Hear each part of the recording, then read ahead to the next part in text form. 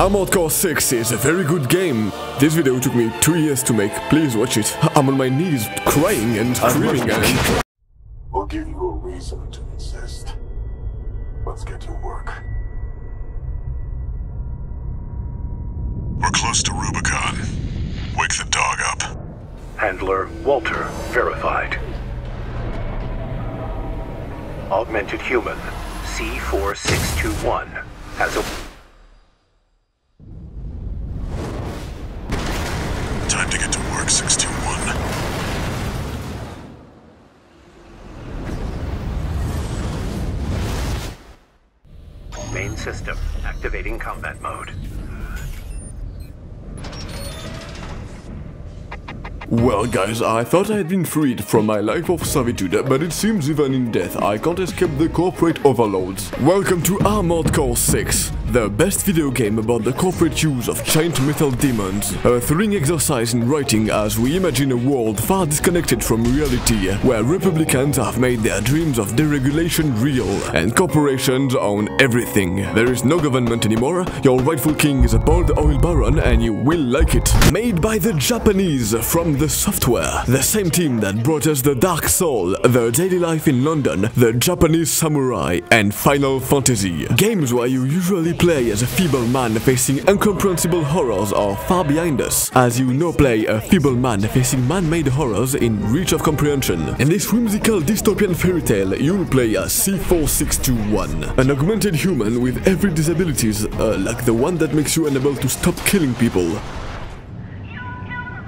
Working under the orders of Handler Walter, a man which I can only imagine the fatherly warmth through the speakers he installed into my brain. And he just sent you on Rubicon 3, a planet at the far edge of the universe and the theater of the brand new American frontier, in search of the scarce and desired coral, a substance said to hold immense energy and unknown potential, like being used for drugs. In other words, spice. We are looking for spice. Ooh, the outer voice is telling me to kill this guy. Ooh, I need the credits. Ha! Funny story. I didn't pass immigration. I guess they didn't like it when I filled the job section with killing poor people. No, you don't get it. It's to add their bones to my body. And to begin your morally bankrupt odyssey to earn a better income, you'll need to stumble upon and pick up a work visa. Fast enough to evade the police, that is. But if the police were to find you, there's this crazy loophole. There's no laws. Kill them. Here's the call sign from that license you picked up. Raven. That's your new name here on Rubicon. Welcome back, Raven.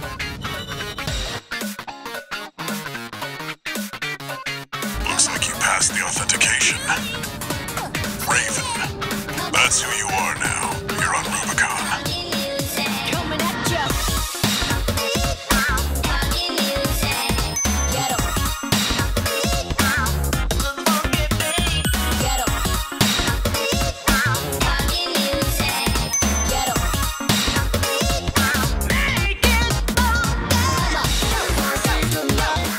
Welcome to Armored Core 6, a game where inflation got so big that life doesn't hold enough value to buy a loaf of bread, and where killing is the #1 job on the market. As a gun for hire, you will only make yourself a rep after you kill at least 20 men that had a family, because that's more valuable. On missions, you will be against drones and MTs, cringe mechs piloted by innocent wage slaves. Once certified as devoid of old-fashioned morals, you can access the part shop where you can buy every gun ever and customize your mech to make it as noble as you can. You see, unlike the more mainstream Souls game, getting good in this game does not require the acquisition of superhuman reflexes and uncalculable wisdom, but making a mech so strong it can kill God using all the guns. If you are stuck, it is not because your skills are lacking, but because your build is mid. Meaning if you can't kill Baltius in the time I take to shit, let's just say, you suck. Except this Armored Core game was made for little babies, so the game will not let you go in abysmal depths like in the olden times. You will never run out of money, and every part you buy resells at the same price, meaning you're free to try anything in the market of murder.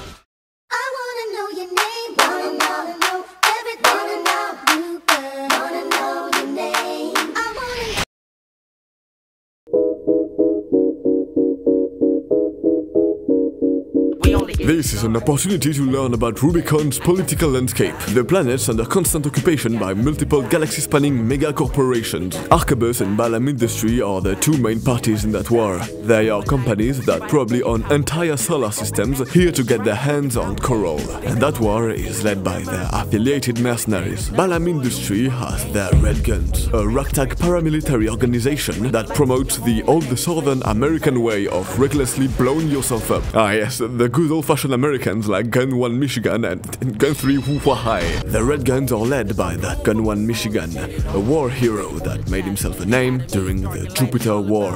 Arquebus works with the Vespers, more sophisticated and cold mercenaries. Focusing on late-stage augmentations and laser technology, they are leading the Coral Rush. Led by V2 Snail, we fucking hate that guy. But the party actively shooting immigrants with an orbital laser isn't a corporation. The PCA is the closest thing you will find to a government authority. In charge of locking down Rubicon, they built the closure system to prevent entry on the planet, to no avail. Yet they patrol the surface to hunt those who made landfall. But the corporations are already conducting business on the Rubiconian floor. Most of them are weapons manufacturers. This long list of uncannily ingrained corporations might make you think that the only life on Rubicon are those of the settlers, but there are natives resisting through the Rubiconian Liberation Front, though as expected they are the weakest party on the planet. All those entities have complex relations to each other, but to you, they all equally exist as potential clients to sell your services to. Your role in this chaos is to use those corporations to achieve your handler's objective that he won't tell us about because he's an introverted girl boss. Meaning you're not the bad guy here. You're just one of them. No, I do not feel guilt about destroying the Liberation Force's artillery and transport helicopters. Arquebus gave me $20 for that one. You're the only one hearing the last words. There's an everyone. Allmind exists for all mercenaries and is an AI system that instructs and helps mercs. It rewards me when I kill very strong guys on the field. Makes you fight simulations of even stronger guys in the arena, serves as a mailbox, and is overall present everywhere and surely has no will of its own. Try again, feminine voiced AI, I will not fall for such simple tricks.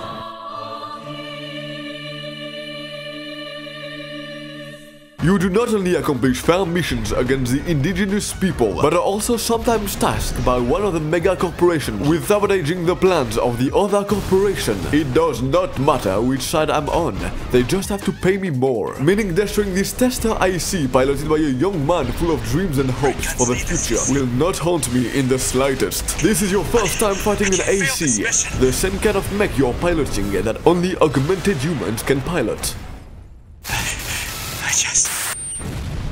I just wanted a call sign of my own. As much as you seem chill, $20 is $20. I'm assigning you the call sign Gun 13, a lucky little number that just became available. Wow, how fortunate. You might take missions where you have to work with other pilots. But like in a group project, I wouldn't want to be paired up with Gun 5 Iguazu. Great. An independent merc. Who's the wise guy who decided the Red Gun should be taking care of some freelancer? My guy, you're scaring away the hose. Hey, freelancer. Us real Red Guns are gonna go climb the wall. Oh my god, Iguazu, shut the fuck up and go back to the fucking gambling? Gun 5, can't take yourself away from chatting on tag-along? Why don't you start a sewing club together and stitch that damn mouth of yours shut? Independent mercenary, why be a mere pawn?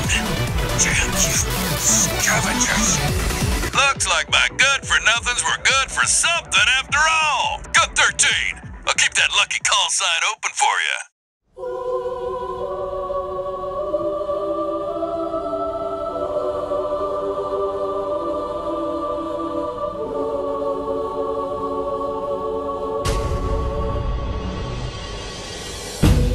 The Strider, a walking mining ship. Since you blew up the dam's generators with your two brainless acolytes, this mining ship is the last major source of energy the Rubiconians have on the Bellius continent, and your mission is to take it down. Easier said than done. Hey ladies, turn around! There's a monster behind you! Ha! Just kidding, it was only me! You see, your little AC can carry a megaton of explosive with the correct build. The difficulty only comes in finding the right balance. But your laborious enterprise is being thwarted by the blue-collar locals. You see, the Strider isn't just a mining ship, it is riddled with weapons. It seems they aren't taking a liking to my attempted war crime. Can't men have hobbies anymore? They are screaming at me to stop. So sorry, I am listening to my favorite song. Darling, we are sending the children to the mines.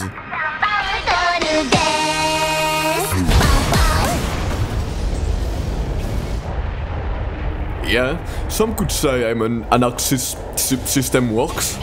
As we continue our Rubicon tour, we go from the Rubiconians' mines to the Rubiconian wall. I'm starting to see a pattern on this planet architecture. I love the megalithic proportion.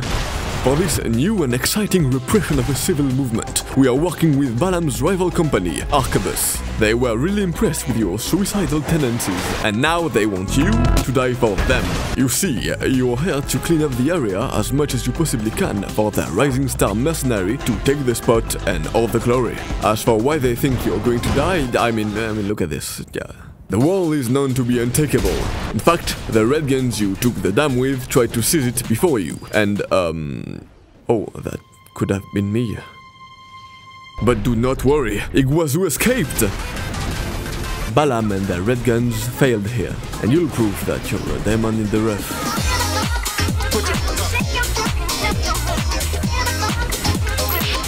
You're fast. Guess you're sharper than they'd say. A numbered Vesper, he's an elite. But remember, even Balaam couldn't crack the wall.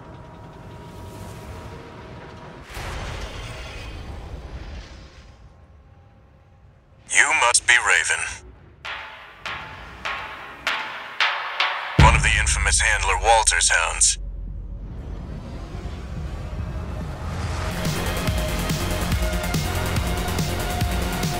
Interesting. You ready to climb the wall? Aided by V4 Rusty from the Vespers, you must take down the drunkest driver. Excuse me, officer, I know you know it's more fun that way. The Juggernaut is a wall with guns on wheels, and you'll find surprising that anyone can find it hard. That's the stuff. Walter knows how to pick 'em. During this short and easy fight, V4 Rusty will talk as if he knew your true nature, that being of a sucky fun guy. But this stupid sexy Vesper left because he had to listen to the snail in his ears up something. It's not like I found his voice soothing and attractive. I just have to target the planet-sized weak point on his back anyway.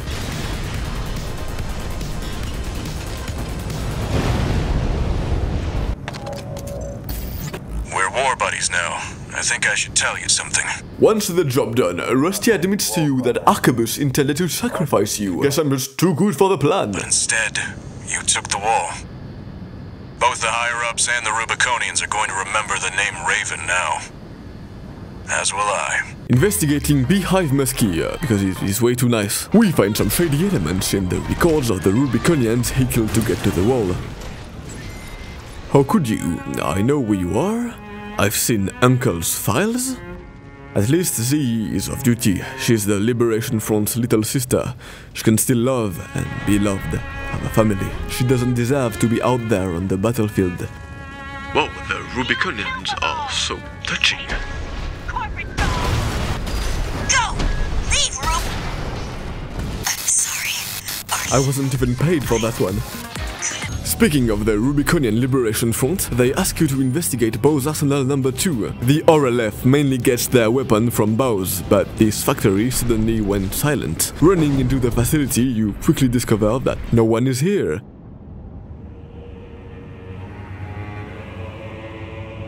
Except for the Shadow Wizards. DD. Coded comms. Unidentified machine down. Keep going. And stay sharp.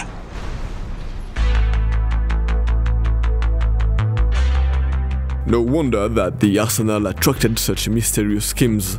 Bow's was hiding a coral well, the very substance everyone is fighting for.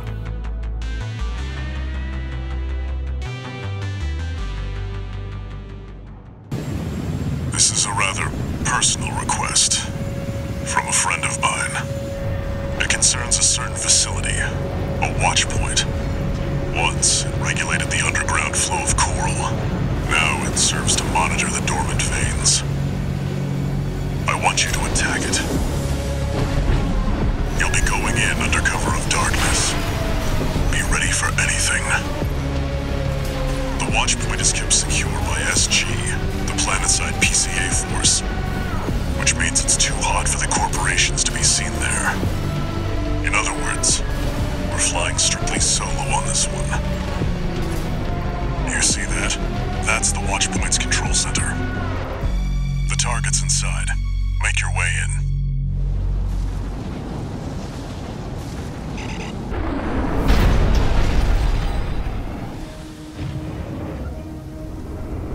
attacking a watch point.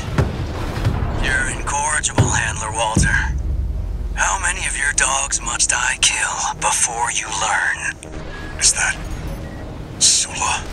Holy shit, I've always wanted to meet Sula Tamakari. Sula is a survivor of the first generation of human augmentation. Until then, you only had to fight rookies with incomplete loadouts and Rubiconian fighting in scrap heaps. The other mercenaries you met were fighting on your side and were affiliated with corporations. And for the final lacy fight of the chapter, you'll finally go toe-to-toe with one of yours, an independent mercenary, the first one you meet using pulse technology. Was it 618 I killed last? He was good, but he had nothing on this one.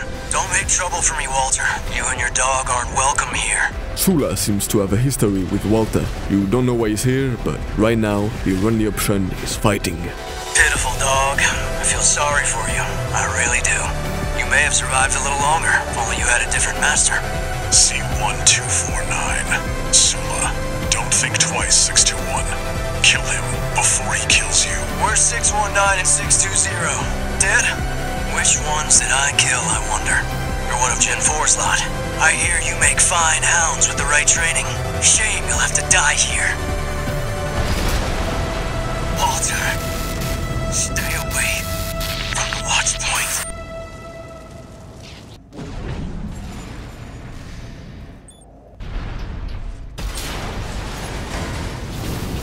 Finally blowing up a pipeline. Can check that off the bucket list. Next one is killing Joseph.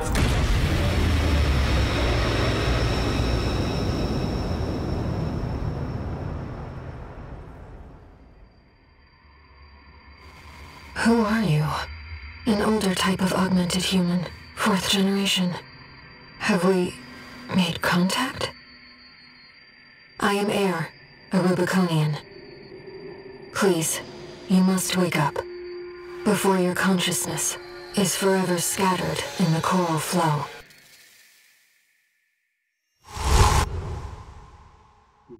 Autopilot. Establishing comms link with Handler. Raven.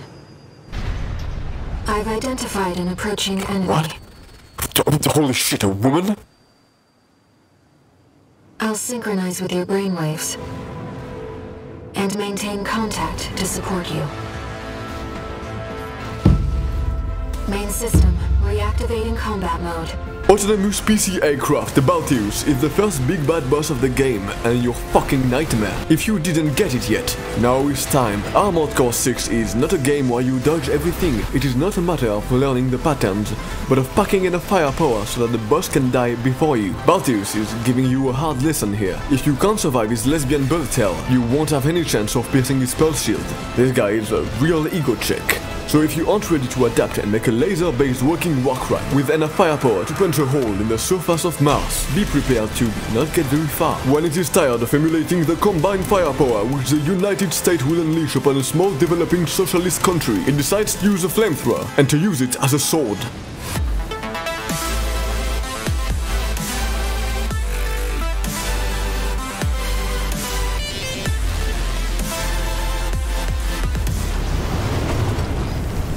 Baltius, the first real difficulty you meet in Armored Core 6. It's a harsh fight that forces you to finally use the game's mechanics. A fight opposing the puppets of faceless entities. AAP-07 Baltius has no will of its own, and at this point, neither do you. It's a dance between the dozens of missiles flying around at any time. It's a show, and a spectacular one. The perfect embodiment of life on Rubicon 3. Hellfire coming from the sky.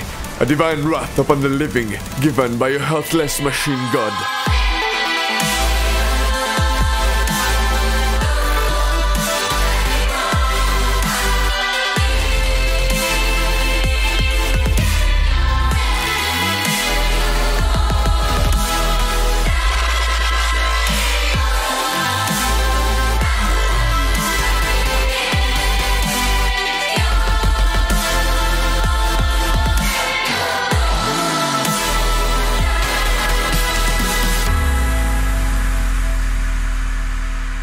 Raven, you need rest. But first a warning. The coral surge you were swept up in That was just a glimpse. A premonition of the storm of flame that will burn Rubicon.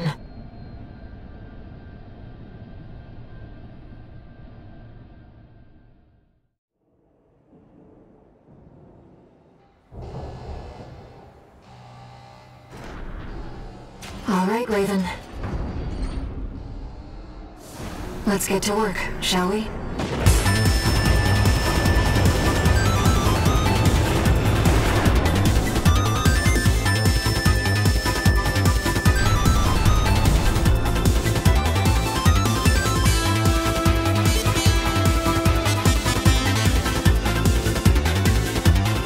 Entering Chapter 2 of Armored Core, you, Gun 13, are in quest of finding a path to another continent where the coral you kindly released into the atmosphere went. This time, you won't be listening to Walter's orders, but instead you decide to trust the feminine voice in your head, because that is the sane thing to do. Her name is Air, and she calls me Stud Muffin. She also knows a lot about what to do. I'd say it's suspicious if I wasn't madly in love. To stay on top of the market, you'll need to cross Grid 86, territory of, guys that like to tinker, steal, and till my stinker. They are called the RAD, a callback to how cool I am when building Japanese toys. Oh my god, is that Invisible Rummy, the most unstrong pilot?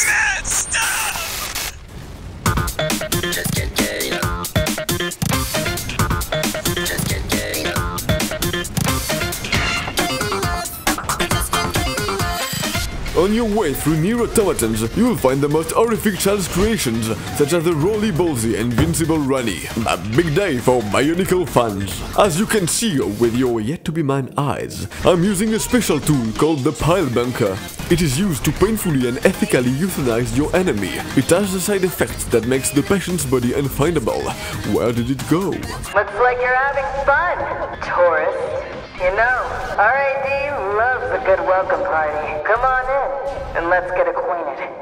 Do not listen to the woman talking through the omnipresent and invisible speakers that are everywhere. And do not imagine her as a mature woman that smokes and drinks and has bugs in her eyes. Worst mistake of my life. I don't quite get what she means by smart cleaner. I'm clearly way stronger than a robot vacuum. The smart cleaner might be imposing, but consider it as a big chimney. They call me Santa Claus the way I put pie bombs in a kid's gift in 2004. I would have been all grown up by now. By utilizing the quad legs, you can easily make this boss the dumb cleaner, the moron cleaner, the fart cleaner. After showing how big and strong you are, Cinderella, the RAD's boss, finally decides to trust you and ask you to be a good, reliable little boy and get rid of the Dozers faction, a bunch of militarized crackheads that spend their time smoking, chilling, listening to MF Doom. Guys, I am sick and tired of orbital lasers. Air, I'm just trying to sneak around, but the jellyfish keep puking their air mines. Using bridges and unparalleled speed to maneuver around the PCA riot suppressors, you finally reach the cargo launcher where you... Oh my god, is that the giant enemy spider? The Sea Spider is a sea weapon, an autonomous robot using coral as energy, developed by the No Instinct Institute. What is it doing here? No clue. What is it doing now? Trying to end my life.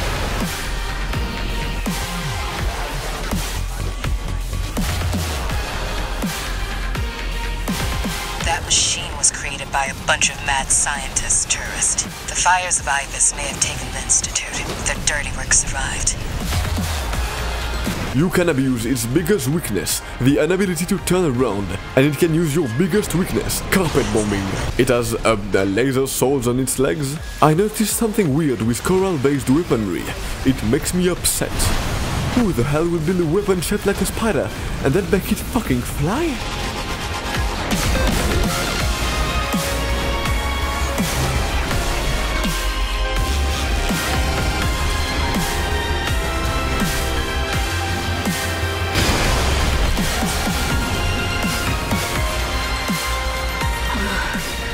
Using coal for fuel.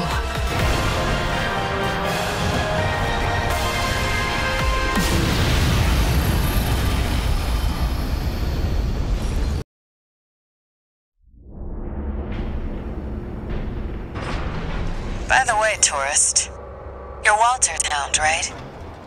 Well, I guess a dog can't choose its master. But still, tough luck. I feel sorry for you, I really do. Oh, and one more thing. You know the cargo launcher's strictly for cargo, right? What do you mean? No one's ever used it to launch themselves before. At least not in one piece.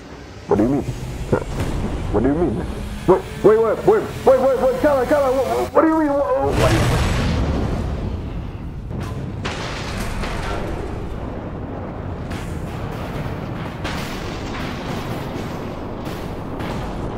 Hope your luck changes. Raven, you see it too, don't you? The voices of the coral, currents coursing across Rubicon.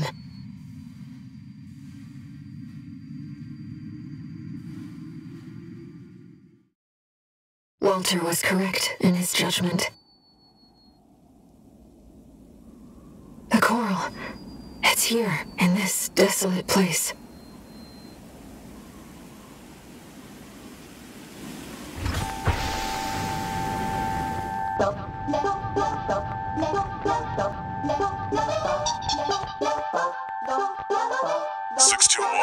Are you still hearing things? Welcome to the Cold One's continent, where war crimes are 2 times more common. You, the tourist, are here in search of the Coral Convergence, a place where both the coral and speculators gather. Except you only got 2nd place to that race, cause Arquebus is already here, unlike Balam, who just discovered how to start a car engine. But their natural ability to be failures is a good thing, mind you. The red guns like you see? Which means they task you with stealing Arquebus' personal data. Too much information, I can't handle this. Gotta turn it. You know what they say, abyss stare at you, it will look back at you. Unfortunately, I wasn't the only one interested in the information Arquebus collected. The PCA is already in the central ice field and they got a fresh new cut. LCs are obnoxious mechs that just never die. Sadly for them, they weren't the only one who got a new feat. New chapter, new hairline, as they say. Mine is receding and meta-adjacent. Kill them with kindness? Wrong. Double Zimmerman shotgun.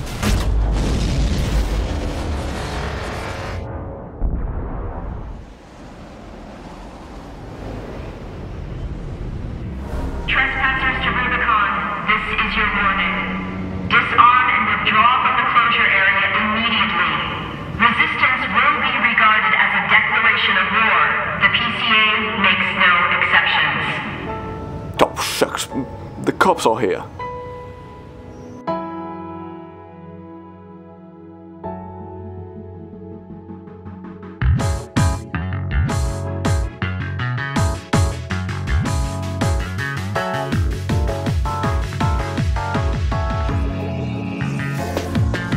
Chapter 3 will have you go up in the mercenary world, as you do not participate in little acts of crimes anymore, but are now a major player in the stakes of the world. In fact, your sole existence poses an important threat to everything that can physically or spiritually be destroyed. I have moved on from killing protesters to killing cops now. Don't get it twisted, this isn't a political awakening, but a financial one. Oh yes, my friends from the street, I too get in trouble with the policeman on behalf of my boss. The game also lets you go on dates with air and adopts a new gameplay style. It's called an industrial espionage date. It's very popular among youngsters, though I must admit, the vibes feel a bit off. We're already doing an assassination. Wow, that's like phase 3 at least. Wait, let's not do anything hasty. No, I'll do it. Sorry, mate. You know, he's with girls. Sometimes I wonder what could have been if I hadn't made certain choices, like killing that man that just died. Hey, the sons you dog!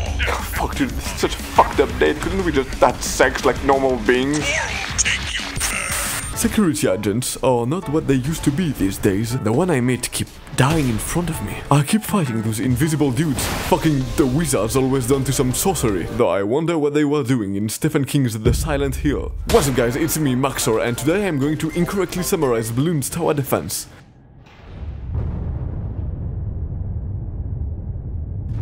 I should have gone for a normal 9 to 5. Everything I witnessed on the job is making me numb to what happens. I barely reacted when Carla said she had an AI boyfriend. To own their reach, as they say. One more mission can't hurt me. Yeah, I figured as much.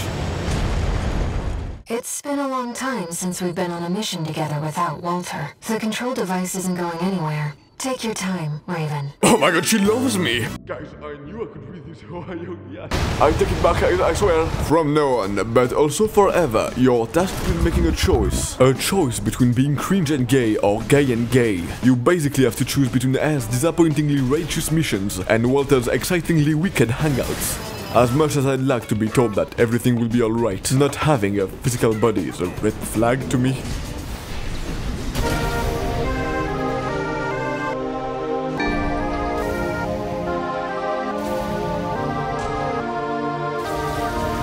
At least with him I know everything will be all wrong. Whereas Walter asks you to perform the usual sabotage and assassinations, taking Air's mission will have you help those in need. And since you're only good at two things, you'll have to do it through sabotage and assassination. In the end, you end up doing the same things you do with Walter, destroying the police's strongest units. The only difference being who you do it for. The Cataphract is only a kid in a giant trench coat, and like always with kids, the best solution to get rid of them is to shoot them with a shotgun. Shout, switch, smack. Raven, that leak of yours started all of this. You've made Rubicon the corporation's playground. We had law and order under the PCA's watch. Must be your license. Something that the real Raven did. Raven, what did you do? The combat simulator has misled me. Who are you? Whoever this is, it's not Raven. Forget about this Raven character. Borrowed licenses are always trouble. Huh. What are you and Walter doing here on Rubicon?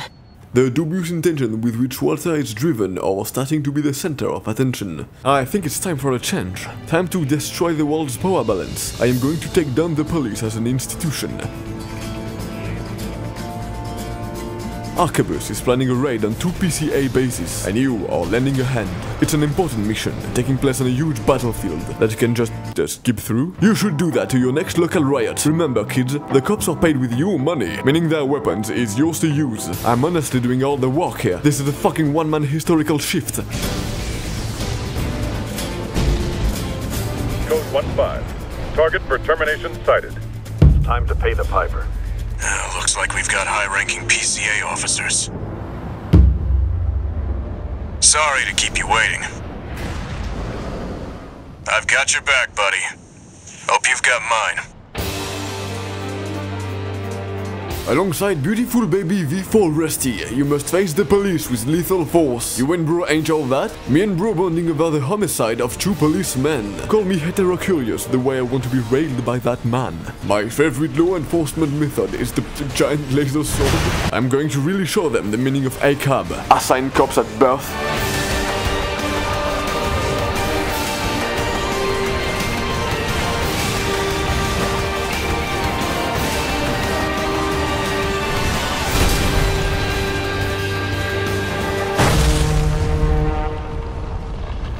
Following the success of this mission, the party quickly meets its end because of the giant metal worm. So she was right, she did turn into a worm! And now she has come to haunt me! My huge ex-wife, the sea weapon Ice Worm, poses such a threat that Arquebus signed a ceasefire with Balam Industry to take it down. The thing is, the Ice Worm has a shield that makes it immune to car-sized weapons. Thankfully, Cinder Carla is in possession of a building-sized railgun, which is why Carla is needed to take it down, which means Walter is needed, which means you are needed. Though she failed to mention she doesn't really have the giant railgun right now. In fact, it is in the hands of a dangerous acid addict. And it could be really nice if you could go and take it back, which wouldn't really be a problem if you didn't have to go through a psychosis-induced mind crack den, also known as the average American homeschooling white household.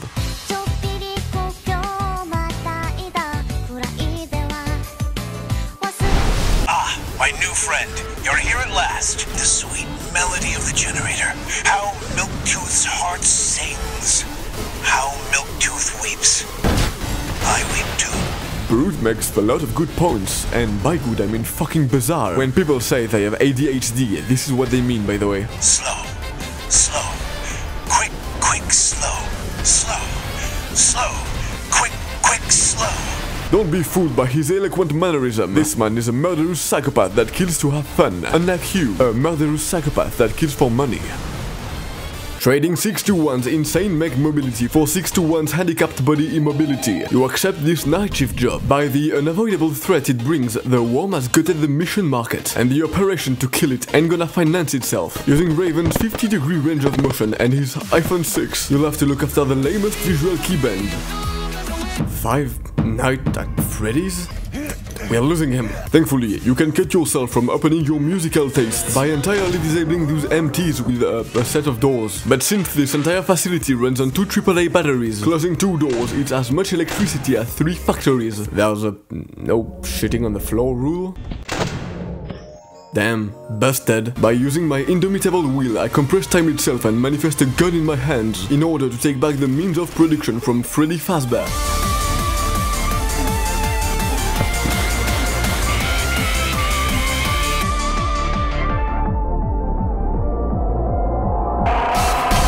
So you wake up and go on a normal mission. The remaining forces of the PCA are trying to take back the space base that was seized 2 days ago. I worked so hard for that war crime. I can't let the police out-crime me again. Wait, something's not right, 621. The battle's over already. Do you read me, Raven? I've identified the target. That's the mercenary who took your name.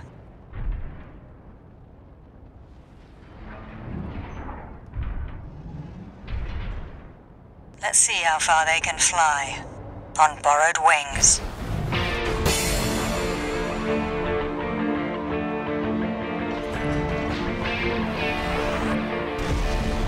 That pilot just wiped out a PCA squad. Stay sharp, 621.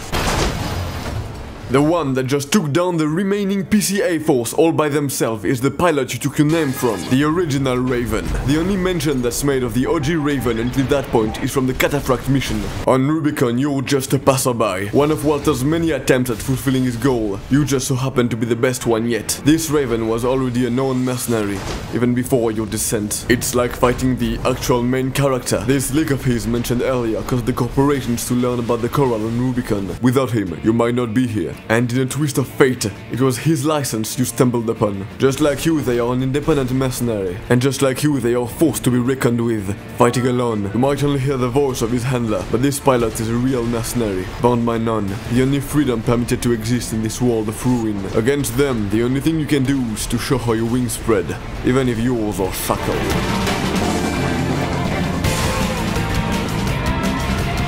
We're not here to take back the Raven name. However, we will see if you can do it justice. Are you a corporate pawn or a handless hound? Either way, you'll never spread your wings. At least not yet. A raven is a symbol of resolve, the will to choose what one fights for.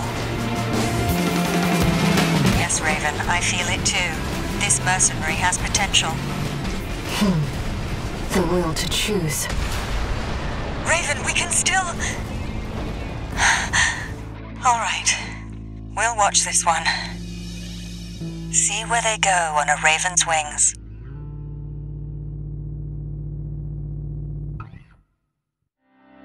The Operation Worm Killer is about to start. Arquebus is launching an all-out attack on all PCA bases across the central ice field. Everyone on the continent has their eyes turned toward the ice worm. Arquebus is using it as a diversion, but that doesn't mean he won't get to enjoy the party. The worm can be taken down by combining the firepower of Carla's over-drail cannon and Arquebus' brand new weapon, the Stun Needle Launcher. The two pilots that will have the responsibility of carrying the two weapons are V4 Rusty and you, Michael Afton. And you won't be left alone on the field. Carla's Talking Ben, V2 Snail and Gun 5 Iguazu will support you. Oh, this fucking guy? While Gun 1 Michigan will oversee the operation. It's time, 621. You ready? Let's go. I'll be here to offer support. This mission depends upon you, Raven.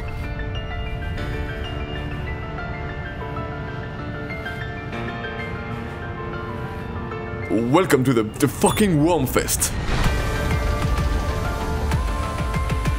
Commencing operation with combined AC force as per the Balaam Arquebus agreement. Move out, maggots! Time to die! Europe against a mystery of the world. Why did the Institute build the giant worm? Don't be mistaken, his simplistic appearance doesn't mean he doesn't have access to a variety of moves. You got the slam, the body slam, the field long wipe, and the thousands of missiles. Just you wait till he summons the numerous drones. Strike the wedding. You can't just shoot your guns at him like usual. You need to aim for his head with the needle launcher to get his first shield down. Once done, Rusty will shoot him from a continent away like he's Shinji shooting Minecraft from Evangelion episode 6. Watch out for friendly fire.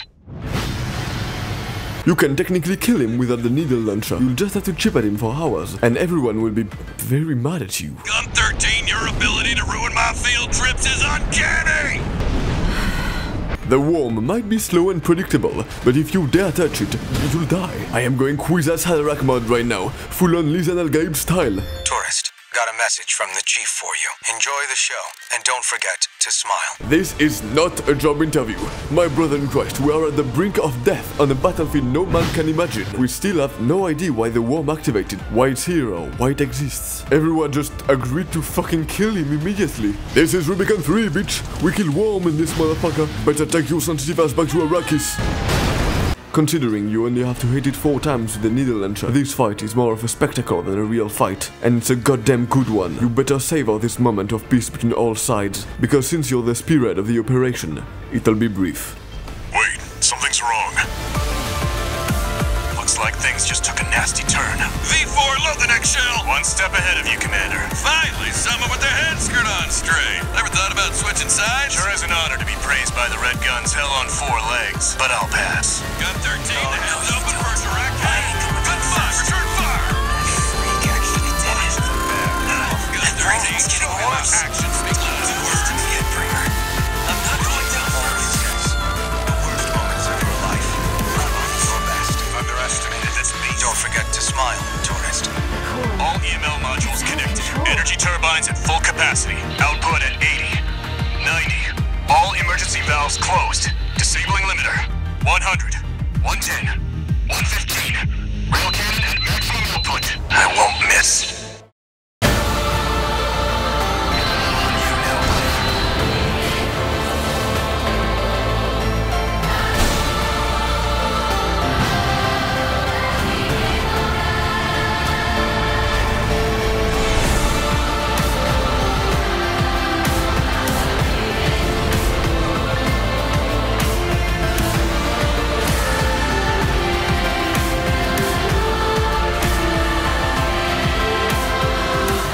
Would you still love me if I was Death, destroyer of worlds?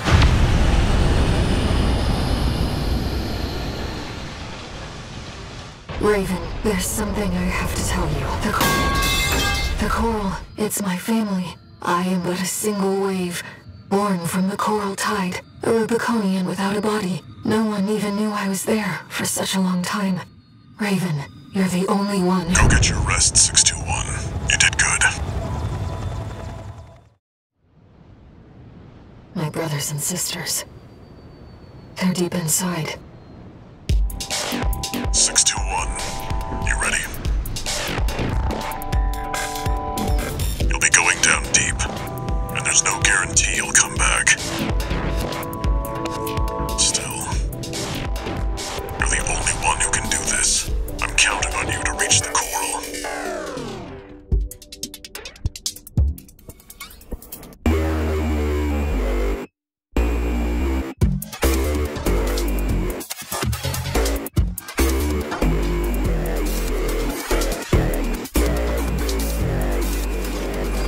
In Chapter 4, you, the Worm Killer, will attempt the loss of your grasp on reality by descending into Watchpoint Alpha. This is what the worm was defending, and at its bottom lies the Coral Convergence. Every single party you've met is here, all rushing toward the bottom. But turns out, this bottomless pit has its own defenses, making expeditions into nightmarish massacres, trading the outdoor giant battlefield for the claustrophobic hallways of a Metroidvania. The warfare is violent and prideless. You do not have the time to identify who you're shooting at. It's kill first or be killed. You're not only fighting the corporations, but the Watchpoint itself. And Iguazu. Been waiting for you, freelancer. You're my ticket back above ground. Let me tell you, I'm sick and tired of this pit. The brain rot has got to him too. The game invites deep and thoughtful reflection over its themes. Sadly, I will kill Iguazu so hard I'll turn him into a two-dimensional thought experiment. My ears. Not now. I know you're laughing at me. What makes you so special, freelancer? What the fuck is this guy's problem? In another world we could have had the straightest sex, but sadly today we're going to have the gayest funeral. This isn't over. It's time. I swear I'll... Your biggest hater finally 6 feet under. You feel peace you never knew you could feel. But much like an Israeli ceasefire, this moment of peace doesn't last.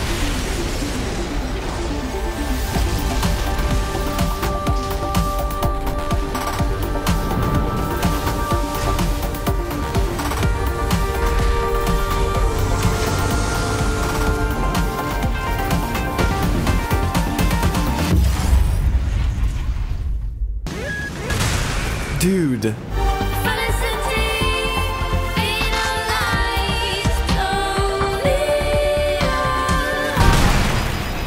Welcome to the Enforcer boss fight, where it goes from defense mode to self-defense mode. Please God, just defend the police, please. This boss really reminds me of the French Riot experience. Because you have to shoot at the cops. You can measure how much a country is civilized by how much people can fight back at the police. And I'm fucking Gandhi. No, yeah, I'm sure the laser shockwave is a conventional repression method. We should use it in real life. By combining those stylish moves and its immense firepower, the Enforcer isn't like anything you've faced yet. But like everything you've faced, you turn him into a pile of burning trash.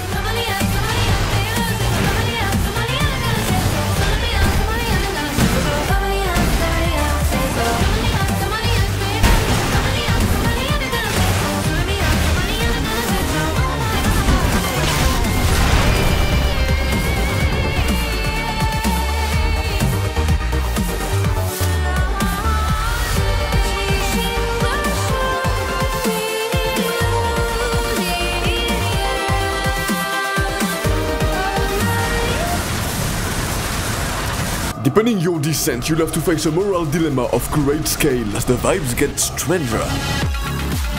Faced with a choice once again, you'll have to decide whether you want to end a father and son dynamic or kill every single red gun. Or understand what the fuck this is? Unsettling mechs aside, this choice is the last straw deciding your moral alignment. Ambushing V5 and V8 with the Rubiconian Liberation Front second in charge middle flat well will put you in the least bad route. Indeed, your kindness is put on display, as you do not cave Flatwell's head in when he leaves after getting only shot at 4 times. Following Walter's path, you'll have to intercept the red guns. After the Worm's defeat, Arquebus seized all the PCA military hardware, leaving Balam behind. The red guns failed to take the wall. They were late on the ice field, and half of the units were decimated by the Watchpoint defense system. But still, it's a 1v50, one of the hardest missions in the game, not only because of the sheer number of enemies, but because of Michigan himself. But I am playing a mute mercenary that fears and hungers, and today I will mukbang till satiated. Attack! Get in there, you maggots! Looks like Arquebus sent some clown on a suicide mission. Cute, real cute. You're talking about the wall climber, the worm killer, the only Gun 13 has managed to live this long. They're coming, Raven. Look, sir, that's nothing to. No, looks like we've got rats instead. I heard that Merc took down Gun 5 at Iguazu. Iguazu? Oh yeah, the deserter who pissed his pants. Iguazu's worth 100 of you, which means, Albany, the Merc is worth 20 of him. Raven, is this how we meet in person? No wonder Rusty spoke so highly of you. Who put me in the coffin? I can't get out. Oh yeah? Oh yeah. Listen up, maggots. This field trip is now a hunting expedition. Ready to die, sir! AC Ligertel incoming. It's Gun 1, Michigan. Sorry, son. No! V5, come in! V5 Pater. V5 Pater. It's got a nice ring to it. How can one Merc do this alone? Maggots. You read me? You can tell this to posterity. Mean old Michigan died of a bad fall. We're war buddies now. Maybe I'll find a comrade in you yet. Good holding out, 621. Our work here is done.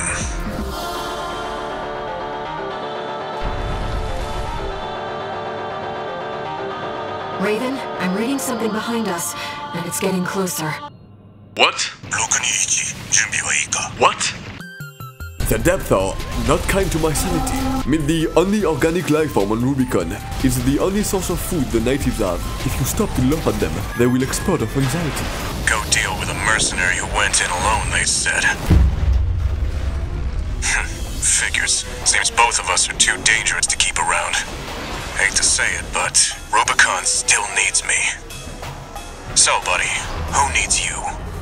It seems you've got too good at your job. The threat you represent has grown bigger than the benefits you can bring to the eyes of the corporations. But you're not the only one. Arquebus is planning on you two killing each other at the deepest point of the watch point, where even climbing back up seems impossible. I'm coming, buddy. No. Be more bested than seem open to conversation. You'll have to talk to each other through bullets and murder. If you wonder what happens to the Redguns if you don't choose to kill them all, they still get murdered. By him. If you worked with Middle Flatwell to ambush the Vespers earlier, he'll come mid-fight, but not to aid you. To your surprise, he's helping Rusty of the Vespers. Rusty, wait! That pilot's more than just a hound. You don't see the potential. Oh, I see it, Uncle, but potential and danger are birds of a feather. You don't really have time to piece together what's going on, but it seems this will be your final dance with V4 Rusty. He was the nearest thing you had to a friend on this barren planet. We were meant for each other. My love language is dire warfare, buddy! You're strong. A threat.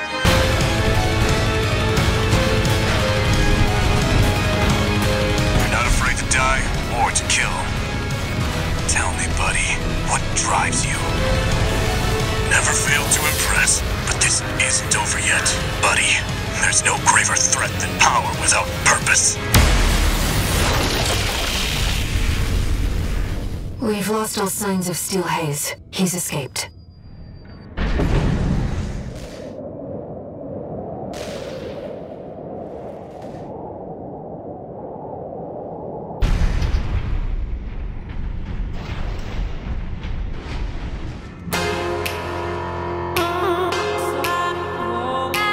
Let me tell you a story before you go. There once was a scientist. He abandoned his family to delve into the secrets of Coral. His work yielded a carnival of horrors, augmentation surgery included. But there was another scientist. He took his colleagues' sins upon himself and set it all ablaze. Died with no regrets. There's a lesson in this story. Once something's alive, it doesn't die easy. 621, story time's over. It's time for work. This is the Institute City, the vestige of the Rubicon from before the fires of Ibis, the remnants of past crimes. Arquebus reached the city as well, along with Gun 3, who jumped ship after the Redguns' demise. Haunting those desolate grounds is what opposes them. Autonomous weaponry fueled by Coral, left to rot for the last 50 years, suddenly awakened by the arrival of the corporations. Oh hell no, not the grinder wheel! These are by far the strongest standard enemies yet. Coral-fueled machines obeying orders left decades ago. It's frightening how fast, bulky and aggressive they are. They are defending what you and Walter came for. The vascular plant. Air wants to reach it to join her kin, her family. After all, Air is a mutated sea wave, sentient Coral that came in contact with 621 when he caused the surge at Watchpoint Delta, living through the faint Coral in his body. The results of his 4th gen augmentations, the last generation that used Coral in their surgery, the last generation from before the fires. Coral itself is pretty much sentient, acting accordingly to a shared will, filled with the soul of the Rubiconian taken in the fires of Ibis, which makes it all the more inhumane to see it used as fuel, as drugs, as the most valuable substance in the universe. Your existence as C4621 predates the catastrophe that burned the stars. You were only put aside in storage, as valuable stock waiting for someone to find it a use. As Walter's hand, you are reaching the end of your purpose. Upon your entry on Rubicon, Walter told you that you two were here to make it big, to find and sell Coral, to make so much money that you, a merc with a fried brain that probably sold himself in the past, could buy back your freedom, undo the operation, be free again. But clearly, Walter wants something else. Climbing the watchpoint back up seems impossible, so it just might be the end for you. What lies after the vascular plant, you do not know, but you do know what lies just before.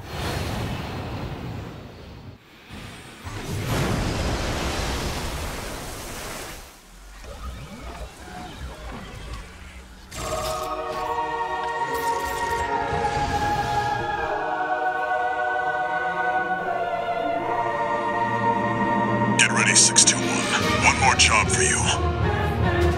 welcome back to my execution. Dude, this fucking sucks. The IB series are machines used to prevent coral disasters, which means if it's attacking you, it's because it has considered you as an important threat. Maliketh, Blade of Kubele, is the worst day of your life. Its insane speed is enough to make a grown man cry, and I am in fact crying. Cell 240 might be the hardest boss in that game. It's at least the biggest spark in difficulty behind Palteus. Nothing in this game has this kind of speed, so if you want to live, you'll need to learn to live and learn. Slicing, shooting, projectile slicing, orbital striking, Cell can do it all. The only thing it does badly is taking hits, but in order for it to even be a weakness, you'd have to be able to touch it. Its never-ending aggression leaves almost no window to attack. Your best chance here is either to kill it with a single stagger, or to make a build that can shoot while you focus on dodging. Unfortunately, I did neither. I instead just willed my indomitable human spirit into simply succeeding. This is a fight to find out who will keep their limbs the longest. Sadly, my limbs are the longest. The IB series are machines that terrified their makers. Being able to be controlled by Coral meant these machines could obey a consciousness which intentions the Institute never truly understood. Given Cell 240's insect-like appearance and the fact that it carries the will of its long-gone creators, it has never felt like you are fighting Rubicon itself more than now.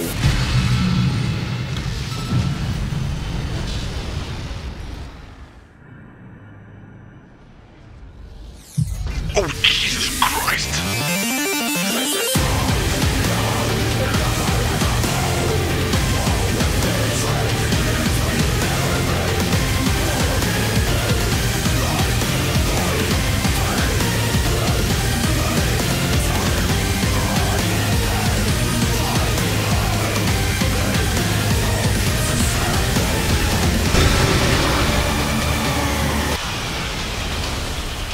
The coral resonance. It's fading. The machine's resolve. Inherited from its creators. Voices from the past. Fading into... No! 621, move! Raven, you're losing control. Target neutralized. Only a fool would try to outfox Arquebus. I'll see that the unruly dog is punished and brought to heel. Oh, and of course, let's not forget the Hound's master either.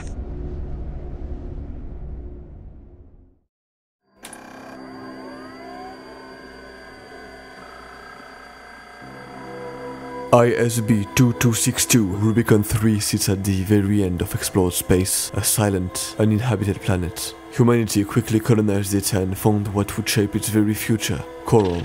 It was a historical discovery. Coral was amazing. It was infinite energy. It was data conduit. It was organic.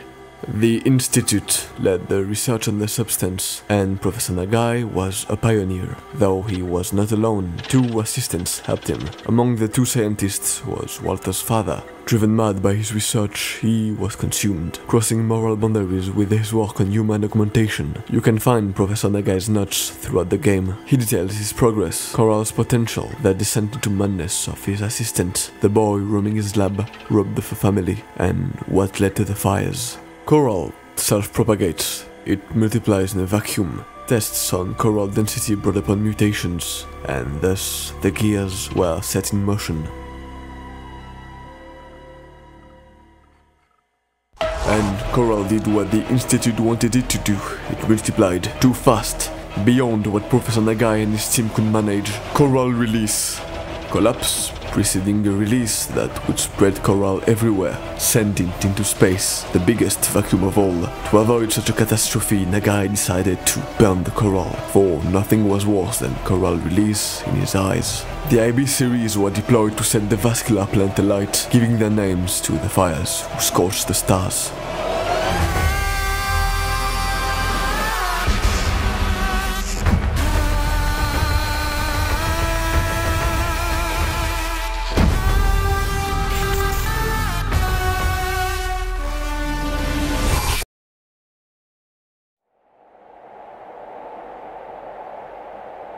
The fires of Ibis reached all the star system that surrounded Rubicon 3, and access to the planet was from now on denied by the PCA. They built the enclosure system, preventing anyone from landing on the scorched lands, but they made a discovery. Coral didn't entirely burn, and people had survived.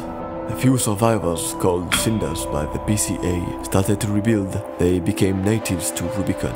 Among them was Cinder Carla, the second assistant from Nagai's lab. As for how she didn't age a bit in 50 years, it's implied that using coral as drugs slows down one's lifespan, hence Rumi's self-described invincibility. But Carla did not waste all those years just leading the RAD.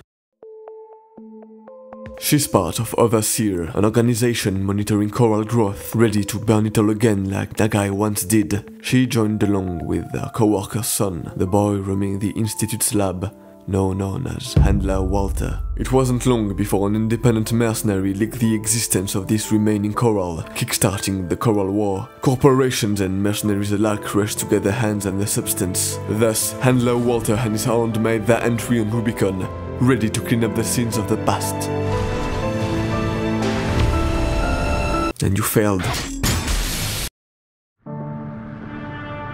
It's never specified how long you stayed in Arquebus Re-Education Center, but it's been long enough for the corporations to seize the vascular plant and to repair it so it could scrape space once again and draw the coral from all over the planet. Walter was captured too. You aren't sure what Snail did to him, but you're better off thinking he was killed.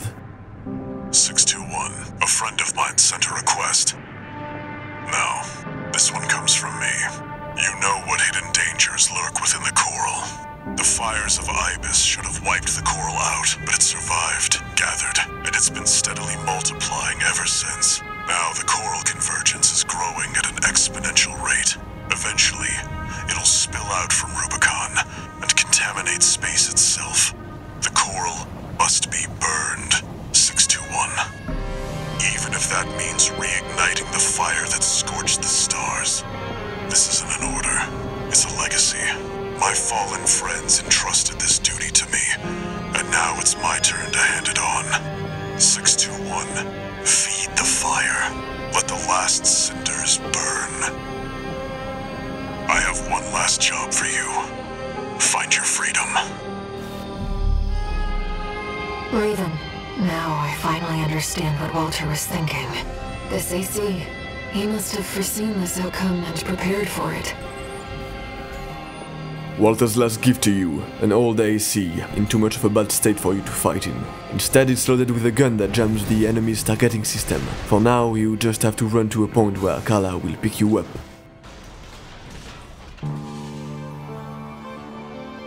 Hey, tourist! Having a little trouble? Walter, he asked me to look after you. You should have let me handle this. RAD needs you in one piece. You're missing the point, Chatty. This is our tourist grand escape. Right now, you're no longer Walter's hound, but you can stay with Overseer and burn the coral, completing Walter's mission. And if you do, you'll embark on Overseer's ace in the hole. Let me tell you a story, tourist. Overseer, the Association of Observers. They monitored the coral's growth, ready to burn it before the collapse came. That was their mission. Our mission. Me, Walter, and our fallen friends. RAD was always a front. It's time for me to get back to my real work. The whole city's rising. I give you the colony ship, Xylem. Walter's parting gift. Walter left me one last card to play. You. The Xylem ship is heading right toward the vascular plant. The plan is as simple as it gets. From now on, you're on a straight line toward the new scorching sky. The ship will collide with the plant, setting the coral ablaze and burning the stars, recreating the disaster from 50 years ago, effectively killing everyone in Rubicon. Everyone you haven't already killed, at least. I mean, you've already killed thousands of people, so is killing a billion more that different? If you chose to carry Walter's torch, it goes without saying that Air won't be supporting you anymore. Raven, you've made your decision. I'm sorry.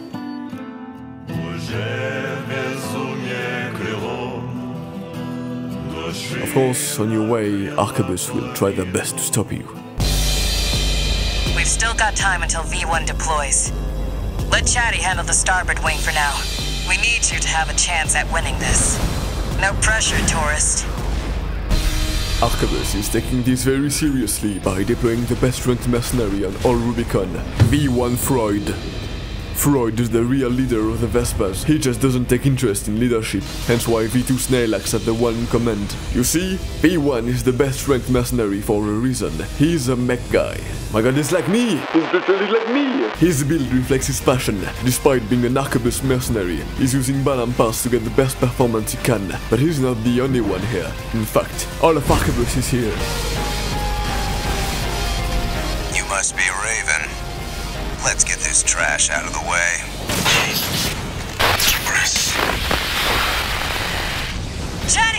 Chatty, he's... AI controlled AC. Always the same. When I say this guy's a purist, I mean it. V1 Freud is not augmented, he's pure human flesh in there, and he still manages to officially be the best. Which means, yeah, this guy is just like Jetstream Sam. This man just lived for the fight.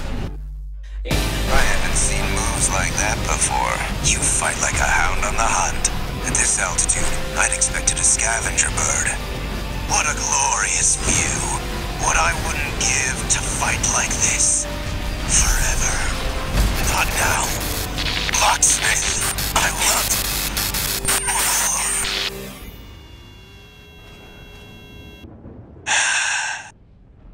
I was right to bet on you, tourist. Me, Walter, Chatty. We were all counting on you. But Arquebus doesn't limit itself to its mercenaries. After all, it's an intergalactic corporation. The Karman line is well guarded. A whole fleet is defending your entry in space. But they might regret attacking you here. The Karman line is full of residual coral from the fires, giving your AC seemingly infinite energy, allowing 621 to take flight.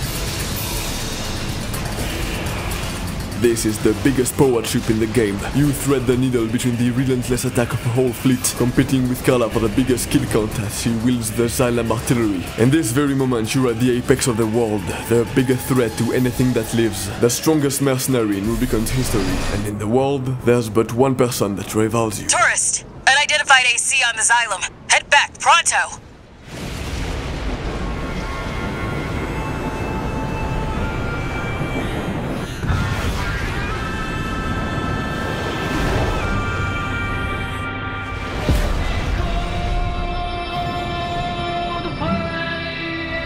Here we are, buddy.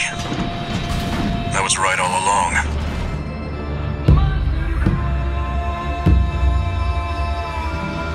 You were just another threat to Rubicon.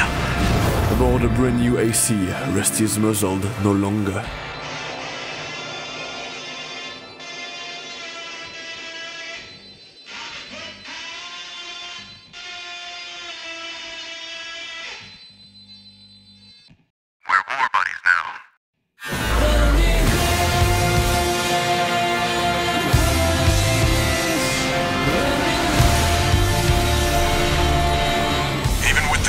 Might of the corporations, I couldn't stop you, but this new AC can. Always were at your best under pressure, buddy. But this ends here and now. You could tell since Watchpoint Alpha, but Rusty is a traitor to the Vespers, siding with the Rubicon Liberation Front all along. He infiltrated Arquebus to get his hands on corporation tech, waiting for the perfect moment to betray them. Steel Azor Tooth is the culmination of armored core technology. His creation has been foreshadowed since the first chapter. The RLF was collaborating with Bose, Elcano and Furlong, using stolen Arquebus patents to give the most advanced weapon to the best Rubiconian fighter. This is the best AC fight in the game. You fight Rusty in the scorched skies of Rubicon, both of you having access to unlimited flight, both of you given wings by the remnants of past lives, to fight for what you chose. They say nature, wolves and ravens share a symbiotic relationship, but now you're tearing yourselves apart.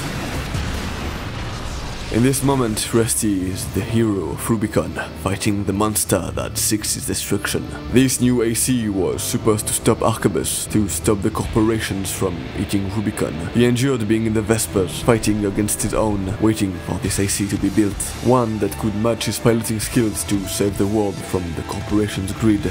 But in the end, Arquebus isn't the bigger threat. It's you. You carry the will of you, the regrets of the dead, past crimes left to be forgiven. But weighing on Rusty's shoulder are the dreams of the living, the oppressed and the ones who live to see a new dawn. And when he reaches the point where his AC should be destroyed, where he would die by your hands. He pushes through. He keeps on fighting. I won't stop.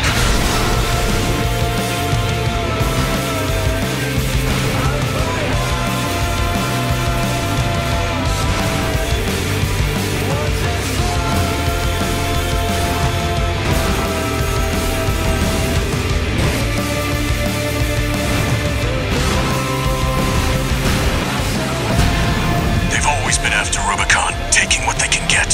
Someone has to put an end to this injustice. Where did this resolve come from? You must have chosen something, sacrificed something. You found your purpose, didn't you, buddy? Chase the clouds from over Rubicon. Only I can fly high enough. It must be heavy, this purpose you found. You finally showed me who you are. It's too late now, but it didn't have to be this way. You flew just out of reach, buddy.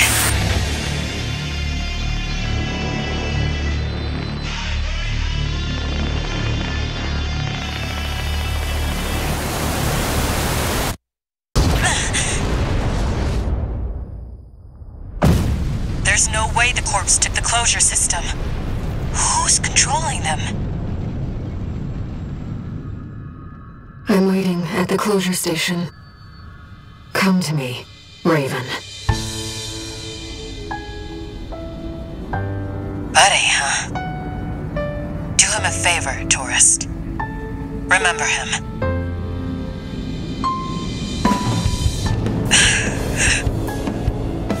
You know, for a tourist, you've got a sense of humor. Good luck out there. Raven, I know you can still see it. The voices of the Coral.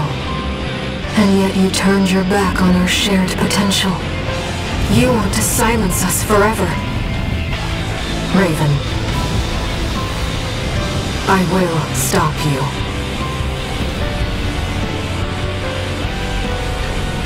You will never burn Rubicon.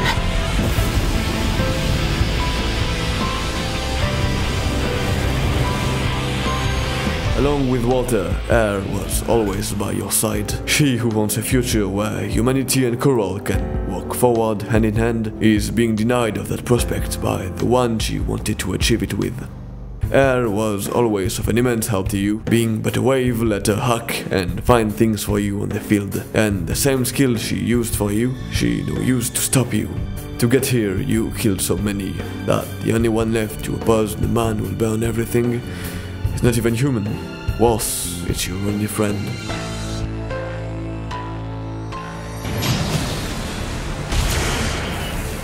Piloting the latest of the IB series, Air is way more insane than Cell ever was.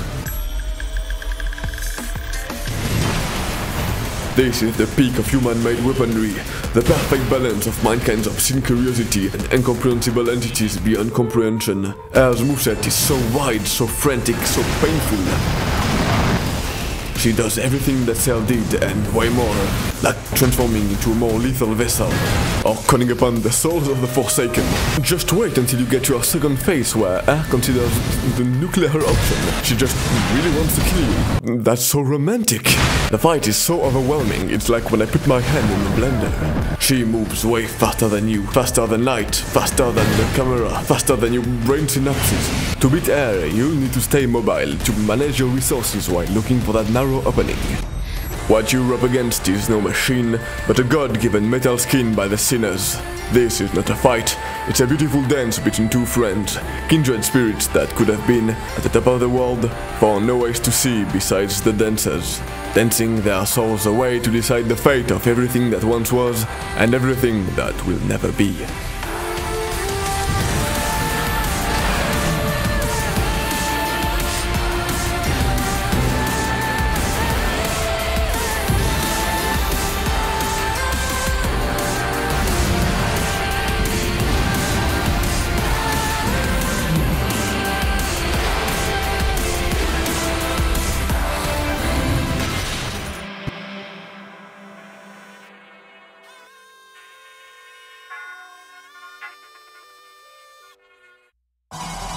Air fought with you thinking you could oppose the corporations and free Rubicon from being drained of its life. Mankind brought its children to a lonely planet and is now killing its own flesh. Wars exist outside of this star system. We know of a Jupiter war, and armored core units predate the discovery of ISB-2262. But here on Rubicon, people fighting for its freedom found hope in you, just as Air did when you were just a tool to burn the Coral. And you might just be repeating history. After all, Coral did survive once, what's preventing it from surviving once more and beginning to multiply again? I will stop you and the Cylon, carrying our shared resolve on the wings of this machine. Symbiosis, a shared life. I saw the potential for our future within you. You and I could have walked together. Raven, you are strong, dangerous. I will hold nothing back. I realize what you are. The spark of war. The fires that haunt Rubicon. No. My brothers and sisters. Humanity wants to burn it all. Everything on Rubicon. I won't let you. Your fire must die. There's somebody I have to tell about my recovery. Let's get to work. Shall contact. I am eliminated as a decoder. Raven! This mission depends upon you. You're losing control. Raven, you're the only one who... Raven.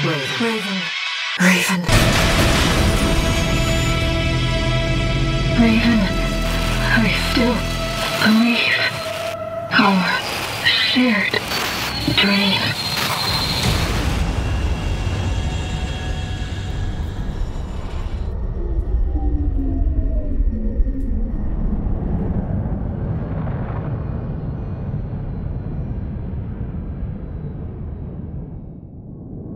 There were no winners at the close of the Coral War.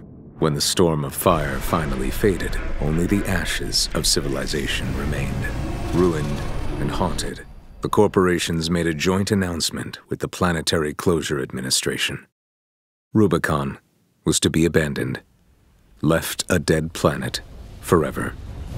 Meanwhile, the monster who burned the stars vanished into the flames, never to be heard from again. Yet history would forever remember the fires of Raven.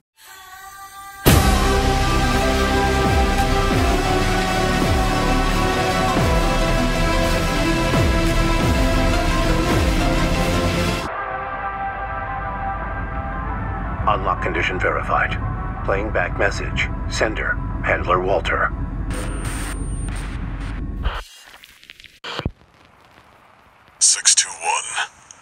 Looks like you got the job done. You chose to carry our burden and right the wrongs of the past.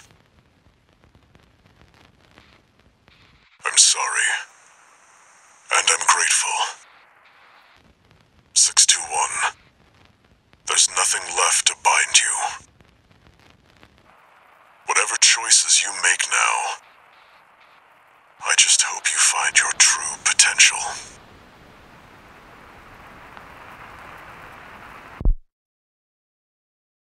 But what if you didn't kill everyone, and instead fought for a future where Coral and mankind could work together, hand in hand? Well, upon boarding the Xylem, you can make a choice. Either you go and defend the ship, killing Freud and Rusty, or you can accept a mission from Air and go and kill Cinder Carla. I'm not asking Walter's hound, but Raven, the independent mercenary. On your way, you'll find V2 Snail fighting Carla's bots. You can choose to ignore him and continue onwards, but it's way funnier to kill him.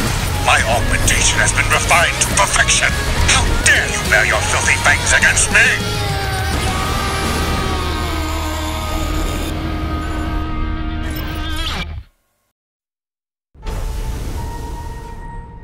Let me tell you my motto, tourist. Get your laughs while you can. Hey! They are not playing around. Chetty, you know what we're dealing with. Roger, Chief. Carla and Chetty work as a very effective duo. Chetty takes advantage of its tread legs and snipes you from the upper floor, while Carla sets you on fire with millions of missiles. Are you half that many? What are you, Balteus too? The appropriate strategy is to not panic and kill Chetty first. You see, Chetty is not really durable, and once only Carla's left, she becomes really easy since she has no way of directly hitting you, except like that. Walter told me, you know. Looks like you made a friend of your own, but it's good to make a choice. Sit on the fence, and you make no enemies. Or friends. Walter knew that you had found a friend amidst the coral, but still asked you to burn it all in spite of that. And Carla's, just like him, carrying the guilt of the Institute, for she was directly involved in the conception of the Carnival of Horrors. Chetty, still with me? Getting my laughs while I can. Carla created Chetty and always considered him as a real person, and to emulate that she never uploaded his AI into any other machine, as it would spoil his uniqueness. This is bad, Chief. Some tourist. Chetty? Did you just laugh? I owe you one, tourist. No one's ever made him laugh before. Is that all you've got? Come on! At least stay for dessert, tourist! Chief, get your laughs while you can. Chetty! You've done it now, tourist. Times like this, I can't help but laugh. You win again, tourist. Xylem propulsion vector locked. All systems locked out. In the timeline where Freud killed him, it was the end of Chetty, of his life. But now you are the one fighting against Overseer, and Carla knows how truly dangerous you can be, so she betrayed herself and uploaded Chetty's AI into the Xylem, locking the course of the ship. Now the only way of stopping the Xylem is to destroy its generators and engines. One more thing. I took the liberty of using your name to rally allies to our aid. Beyond scorched skies, Raven fights on.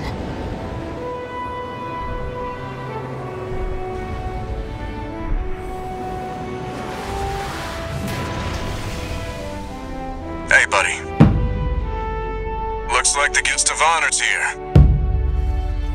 Never thought I'd be rubbing shoulders with the liberator of Rubicon.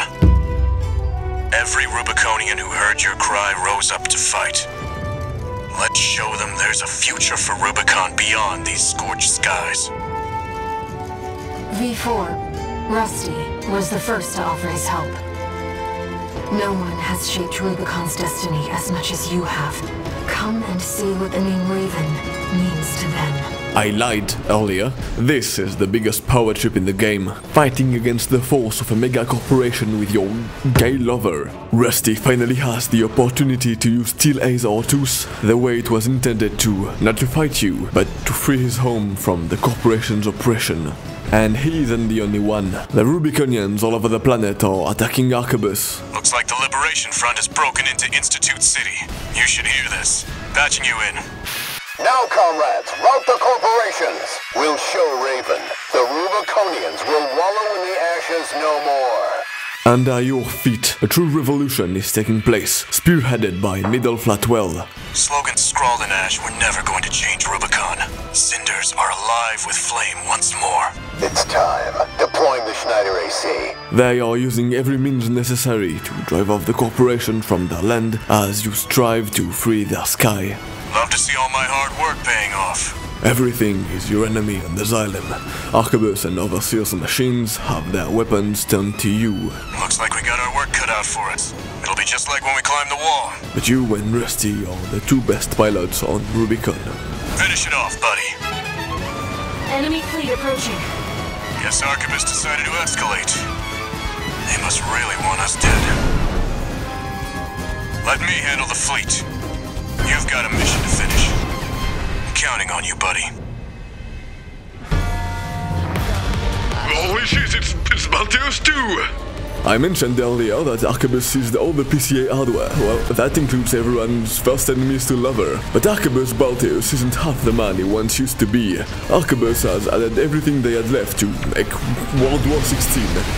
It's faster, tankier, has replaced its flamethrower swords with giant laser beams.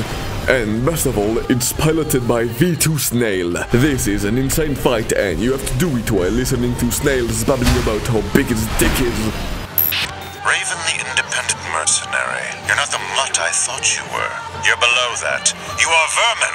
Arquebus and Snail are so laser focused on you being the only credible threat that they don't see the danger that is Rusty, who is currently ripping through the interception fleet.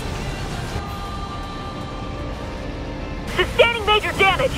We're dropping like flies out here! Wearing the enemy AC down! Maintain fire! Don't let them get any closer! The Xylem is doomed. Good. Rabble-rousing the locals.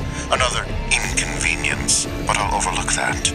No, your crime is that you ignored me, ignored Arquebus. You are vermin, and I will be rid of you. The second fleet has been wiped out! We can't get a lock on him! You're out of luck. There's only one person who can keep up with me. V4, Rusty. He's supposed to be dead. Snail is the polar opposite of Michigan, a man so devoid of consideration for those who work under him, who thinks of himself as more important than he really is. In fact, he has no real feat of arms. He benefits from the most advanced documentations, waiting to see if test dummies can handle new technology before having luxury surgeries. Snail might say that he is Arquebus, but he isn't even the head of the Vespers. Arquebus, just like Balam, is a galaxy-spanning corporation whose influence reaches across space itself. They must have 100 more snails that they can put in his place. And to top that, the self-proclaimed head of Arquebus is struggling to kill Raven, a single independent mercenary.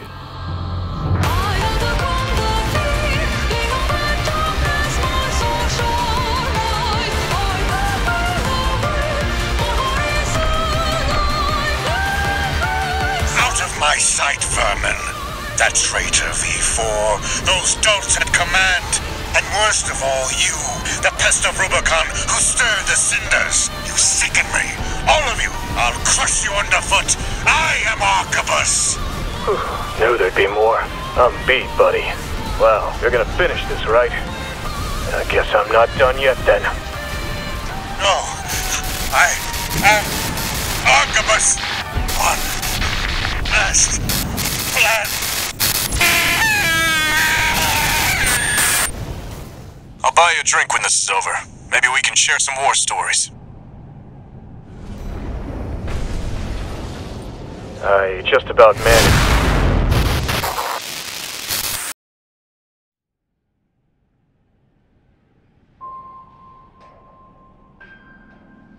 Last time you were up there, you didn't have any time to admire it. A steel monolith deforming the shape of the planet it's sucking dry. Man-made, yet tall enough to scrape the stars. It's a monument celebrating mankind's advancements, and a sinister memorial to our greed. You are alone on the Xylem now, and you can only hear the creaking of the ship and the deafening silence of space.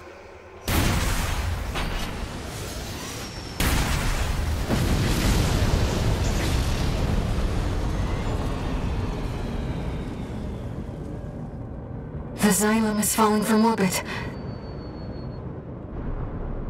The Coral's safe. Rubicon's safe.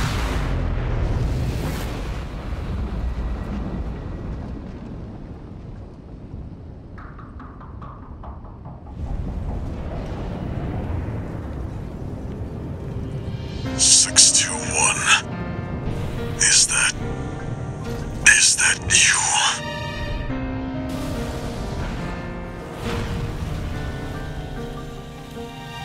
They... 621. I have to...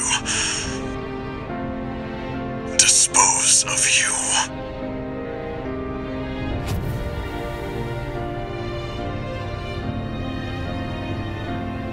Walter, put that AC. Whatever course of action you choose, it seems you'll have to kill a close one anyway.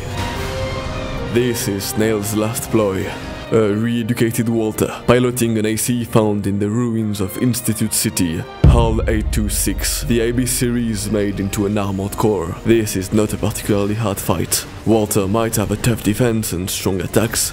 He is limited to the performance of an AC. It's only fitting since you're fighting the shell of a man. The re-education gave him 2 orders: to stop the Xylem and to eliminate Raven, the independent mercenary.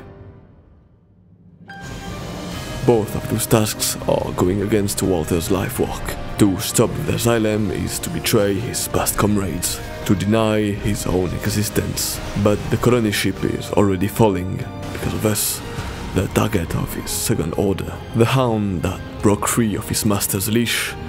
Still, Walter remains. He fights against himself to remember his old friends and you. That voice. 621. I see it next to you. The IB series was created with the goal of burning the coral before any catastrophe could occur. It only makes sense that Walter would not be able to see her standing next to you. Walter put a distance between him and you. From the start, he seems cold, as you're just a tool in his eyes. But Walter does defend you when attacked, ordering you to rest after difficult missions. And in his last moments, he wishes for you to return to normalcy, to stop risking your life, to undo what he himself did to you. What you're going to do instead is to keep fighting. Walter did make you into a machine of war, but now you'll choose your fight. By stopping the Xylem, we are risking what Walter feared, so that life on Rubicon can endure. This is a gamble. You are betting on mankind's potential. Corporations won't ever give up on Rubicon, and the threat of coral release is looming in the distant horizon. But the Rubiconians did win this fight against Arquebus, and now they have you, the strongest mercenary, an heir who was shown to be able to hack into the closure system in the Fires of Raven timeline. And the first step toward that future you have to take is to finish Walter's last job.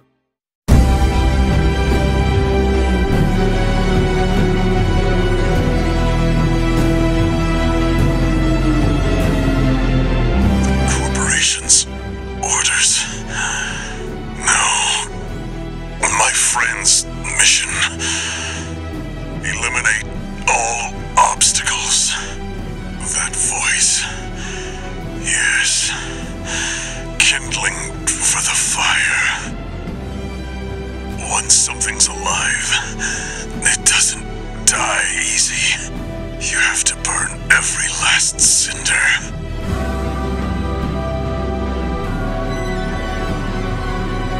Burn the coral, and our job will be over. You earned all the credits. Undo the surgery. Be normal again. Raven! Walter! This has to stop! The mission. My friend's wishes. Look at you, 621. You found a friend. Walter! We have to go, Raven.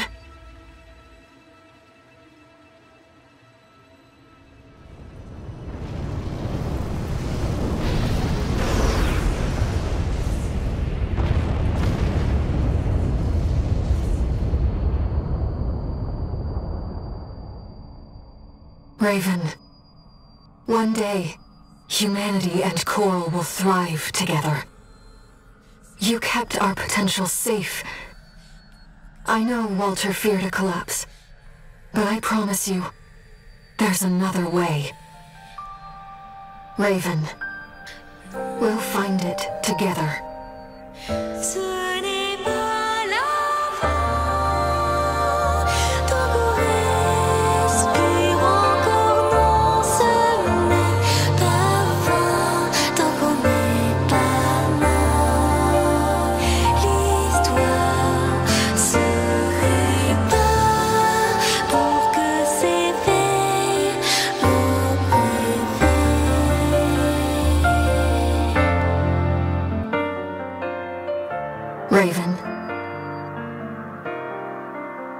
You took on my hopes, my selfish dream.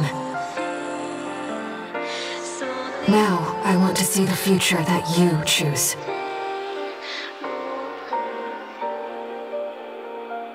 Whatever waits ahead,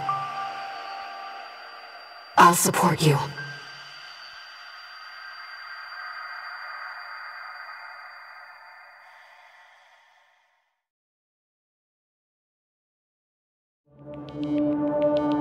Welcome back to the world's hardest trolley problem, where you can make a third more mysterious choice, offered to you not by Walter or Air, but a more shady client. And to seize the chance to pull the lever the special way, you'll have to start all over again one final time.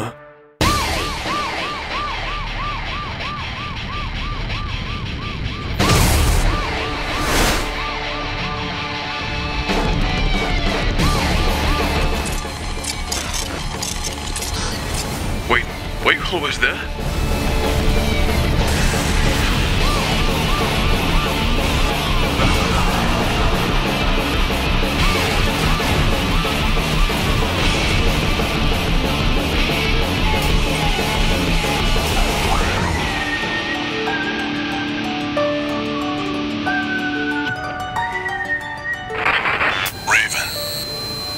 represent the Rubicon Liberation Front. Everything changes once you receive a call from the RLF, an offer to betray the Red Guns and attack them. One that will set everything in motion, and I will never miss a chance to make Iguazu's life worse. The hell are you doing? Iguazu! How many ranks below you is Gum 13? You can count, right? Don't take too long figuring it out, it's a lot! You dumbass, Iguazu. This time around, you will be asked to defend the Strider instead. Oh, no guys, it's the long-forgotten man-made horrors game. Thanks to you, Balam took the contaminated city and took RLF hostages, which you will be asked to free. Extracting comrade. Father, Dolmayan. One of the prisoners is Thumb Dolmayan, the father of the Rubicon Liberation Front. Thank goodness you're safe, Father. Coral abide with Rubicon. You don't know what you're saying, girl. There'll be nothing left but dying embers. Since you never free him in the two other timelines, Middle Flatwell replaces him as the leader. But Dolmayan is an important figure, an authentic Cinder, one who witnessed the fires. No wonder Michigan took a shine to you. Raven, a symbol of resolve. But mark my words, there will be nothing left but dying embers.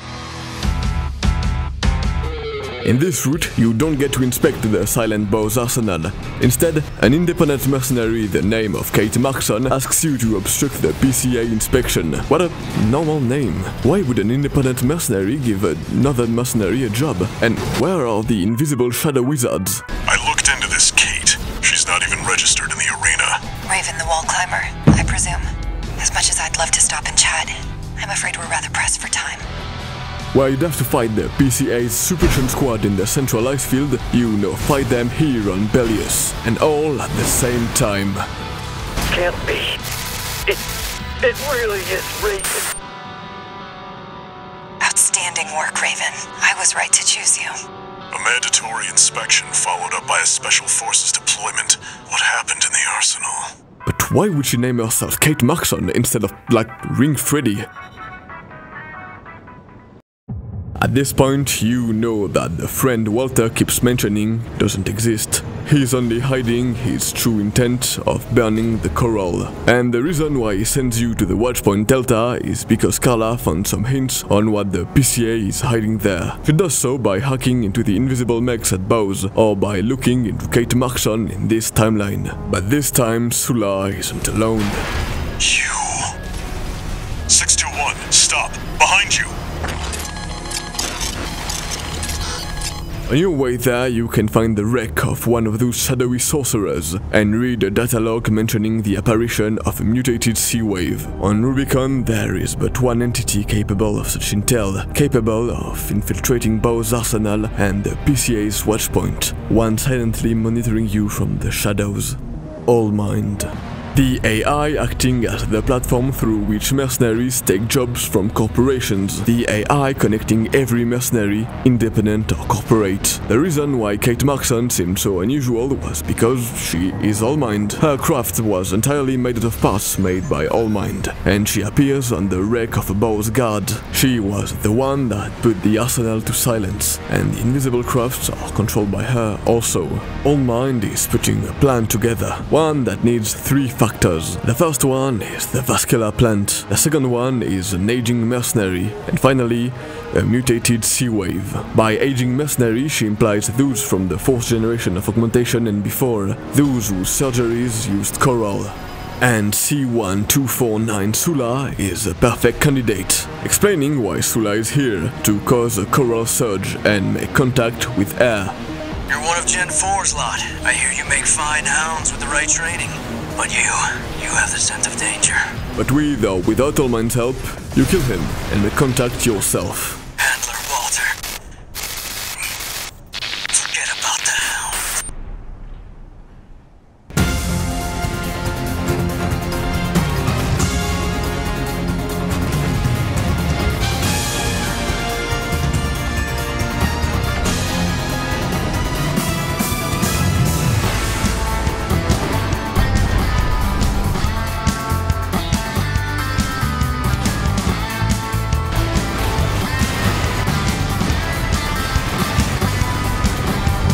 Traversing Grid 86 in order to get ourselves launched across the planet, we encounter new stuff while cleaning up the junkies. Huh, you're the freelancer from the dam raid.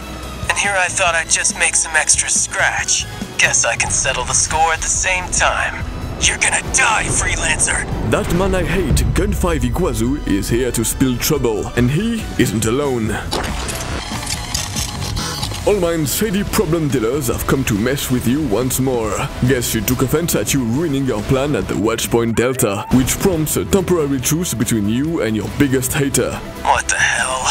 Help me out or we're both dead! Normally, you only learn in Chapter 3 that Iguazu has a tinnitus problem when around you, but now you can get his ears to ring as early as Chapter 2. Once Allmind's mystery schemes are put to rest, you can go back to getting rid of Rubicon's biggest loser. Now we can finally be alone. That ringing in my ears again. It'll be peace and quiet when you're gone. Damn it! I would have had you. Don't you dare think you've won.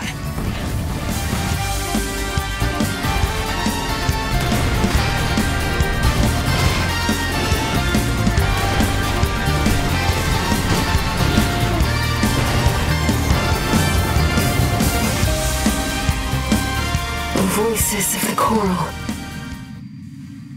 Walter was correct in his judgment. The Coral. It's here, in this desolate place.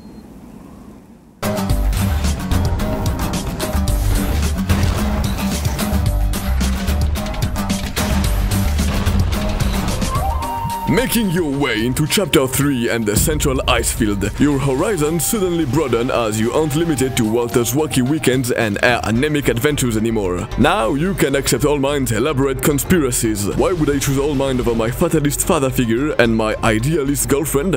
I don't know!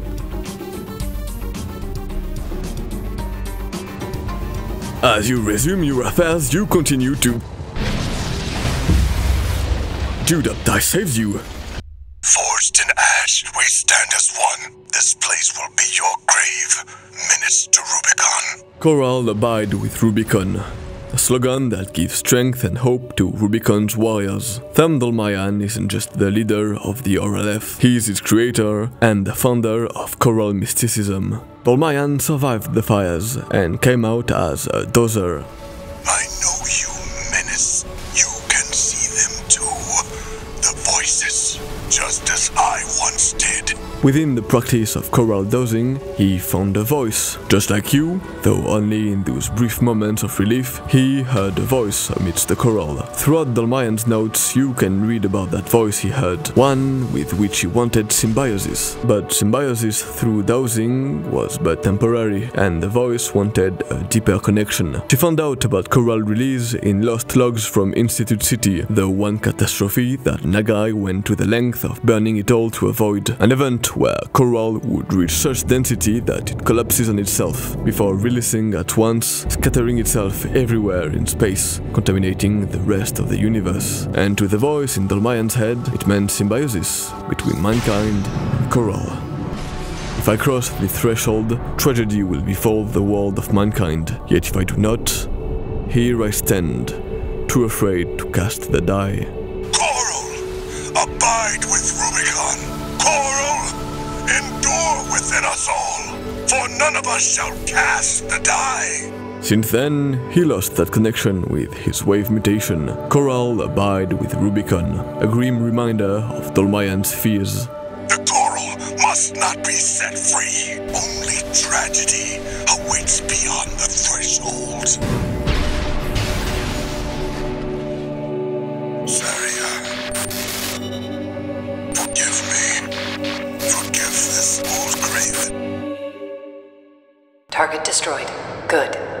The Rubiconian symbiosis is no more than suppression and exploitation of coral. We hope this encounter was informative.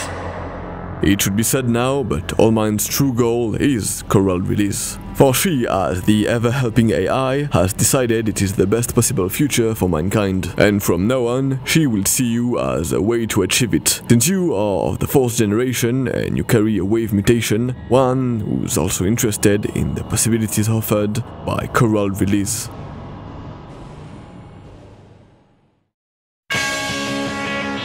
Two of the strongest independent mercenaries are attacking the dam from Chapter 1. The RLF is counting on you to defend it. Of course, this is overkill. 2 top-ranked mercenaries to take the dam when only 2 red gun bozos could do the trick.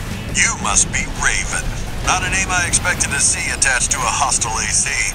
There's our merc. As you can guess, this is a trap from Branch. The Cataflux pilot mentions how the original Raven is the culprit behind the data leak that brought the corporations to Rubicon 50 years after the fires. The original Raven is an independent mercenary, yes, but also 1/4 of Branch, an activist group of independents. The ones that punched a hole through the PCA's closure system are King and Chartreuse. They attacked Station 31, a place where you fight air in the fires of Raven Ending, and escaped a whole PCA fleet to create a hole for everyone to flood through. And this was a bait to lure you, the faker with no wings, to those 2 demons you'll have to take out at the same time. But if that mission wasn't hard enough already... Wait, I'm picking up another AC. Do you read me, Raven? Your imposter must be an impressive pilot to take on the 2 of them at once. Let's see how far they can fly on borrowed wings. It's a 1v3. If you don't take out either of those 2 before Raven arrives, you're in for the hardest mission in the game. The call sign Raven is one full of meaning to the 3. It's the very essence of being an independent, having wings to fly to your chosen battlefield. Once again, proving your worth, your stolen name will involve besting Raven, and this time, his 2 comrades at the same time. A Raven is a symbol of resolve, the will to choose what one fights for. You're just a Gen 4! You belong in a museum, not an AC! Why won't you die? You're strong. Worthy of your name. We've lost both of them. Raven, we can still... Alright, we'll watch this one. See where they go on a Raven's wings.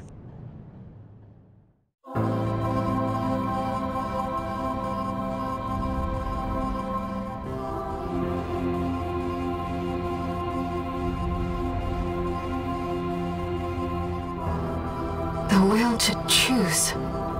Piloting skills aside, the doubt remains. Are your wings really unshackled? Is following Walter's dream or being puppeted around by All Mind really the best expression of your freedom? The answer will wait, as you're now expected on another battlefield, one that will open the path to the root of it all.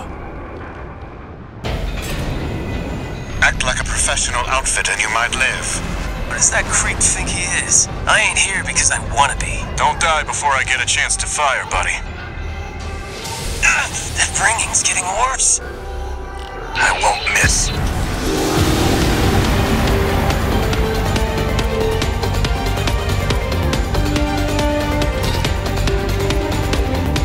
Entering Watchpoint Alpha once more, you near the end of your radical journey. As you feel coral convergence and the vascular plant get closer. This is the point of no return. Once at the bottom of this pit, you know everything will change. But for now, you have your scheduled meeting with Iguazu. It seems we're alone. You must be Raven. Yes. But Iguazu hasn't given up on you. This time, he hired an assassin. I see why poor Iguazu couldn't beat you. Why he abandoned his red gun pride and succumbed to his frustrations. You shouldn't have been so hard on the poor lad. It comes inevitable.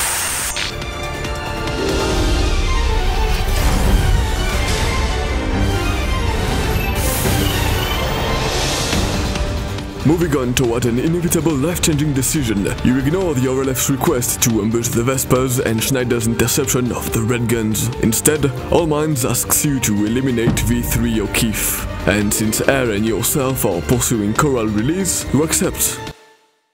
We've made our decision. Looks like they found a strong candidate this time. You're one of All Minds, right? Tired as I am, I'm not ready to die yet. All Mind wants you to get rid of O'Keefe because she deemed him an obstacle.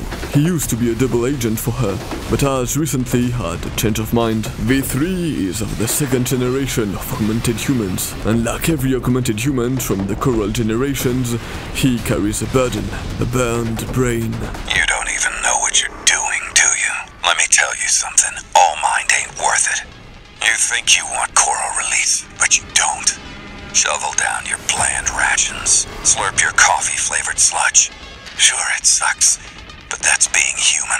Old gen, right? You know how it is. Constant ringing in your ears. No comfort from sleep, off and on like a machine. But despite it all, we're alive. The idea that enduring misery is integral to the human experience. It's not too much of an outlandish thought. Life on Rubicon and in the rest of the privately owned world of Armored Core 6 must be one of never-ending hardship. Faced with such indifferent cruelty, Coral release appears as a desirable escape. But whatever it will make us evolve into, will we really stay human? And to some people, humanity is crucial. Yet crushed by torment and despair, we humans endure. And isn't there beauty in that? You must be the one Rusty was talking about. He's just like you know. Head in the clouds. But at least he still has one foot on the ground. Life on Rubicon sure does suck, huh? Don't tell me you like it here. Coral release would throw mankind into the unknown. O'Keefe isn't special in any way. Many people in this world must think like him, and achieving Coral release would force all of them into an uncertain future. I can see why Dolmayan shied away from such a heavy decision. Maybe now I'll get some sleep. See you on the other side. Rusty. V3's last words are surprising. He talks as if he knew Rusty would die soon, yet he escapes after fighting you in the Watchpoint. The only way O'Keefe would be sure that Rusty would join him would be if he saw something in All Mind's schemes when he worked for her. And we know she's aware of the construction of Steel Haze Tooth. Something's changed since last time, but you still haven't found a purpose. Buddy, find your purpose, then we'll settle this.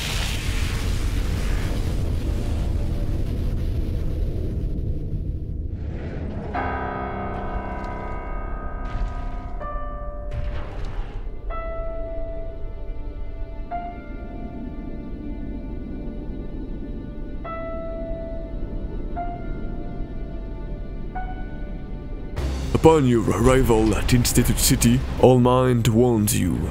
If you were to reach the Coral Convergence, you'd get backstabbed by Snail, which would prompt Arquebus to seize control of the vascular plant. And All Mind needs it to achieve Coral release, so she asks you this: go and kill V2 Snail. The independent mercenary Raven.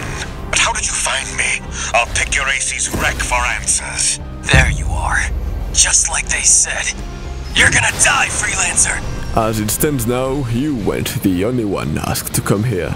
And by the look of it, Iguazu got his intel from the same place as we did. You. I don't like you either. Legacy augmentation. You disgust me. Derelict and decaying at the very core of your being. You know this. Rabid dogs. You'll die together. I'm nobody's dog. Impossible. How could I? That damn noise again. Freelancer, you're doing this, aren't you? Make it stop. Make it... It's inside my head. Allmind's reasoning isn't clear. I guess she only needs one compatible mercenary, and maybe she sees Iguazu as the safest bet, as you may be a bit too unruly. But that would imply Iguazu is... How are you? Different. Well done. Now you are one with us. Welcome to Allmind.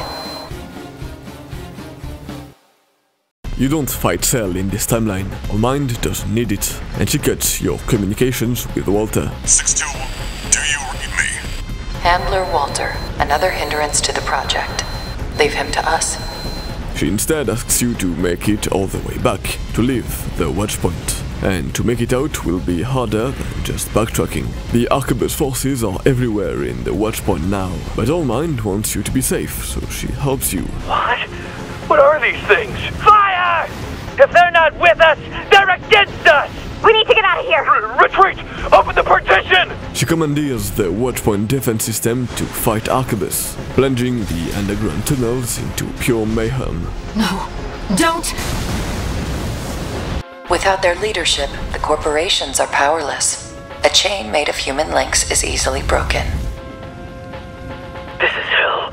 We're in hell! I'm not gonna die like this! It's all going wrong! And that AC's the place! Should have come here. Gun 13, Raven. I can't trust you. Commander Michigan, everyone, they're dead because of you, Gun 13. You and that curse number! It was when you came to the Red Guns. We'll never be safe with number 13 cursing us! Never! Iguazu, did the curse take you too? Damn it. Damn you! V3 Pater, taking command. Huh? You killed V3. You killed O'Keefe. Damn you. He always looked out for me. Damn it. O'Keefe. V3 Pater. It's got a nice ring to it. Once I make sure Snail's dead, I'll be the only one left to carry on the glory of Arquebus. In the end, you make it. You can now be safe in the hands of Allmind. And she puts you to sleep. I've been wondering, what's it all mean? What do your actions as 6-1 amount to in the end? In this cold world, edge to bleeding edge filled with despair, what possible morality can subsist? The first two endings are opposing each other in that sense. The Fires of Raven is the fulfillment of an utilitarian mission to destroy the Rubiconian star system and everyone that lies therein, in the hope of saving the rest of the universe from coral release. It's also remorse.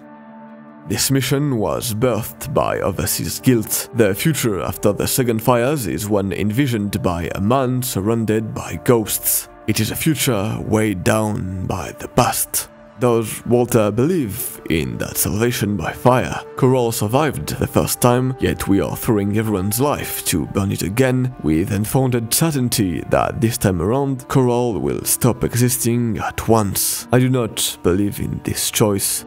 I'd much rather see the other one. By becoming the liberator of Rubicon, you instill hope for the very first time in that game's story. Yes, the corporations might come back, yes, Coral release might still happen, yes, war might still rage on Rubiconian soil, but this planet and its people are offered a future.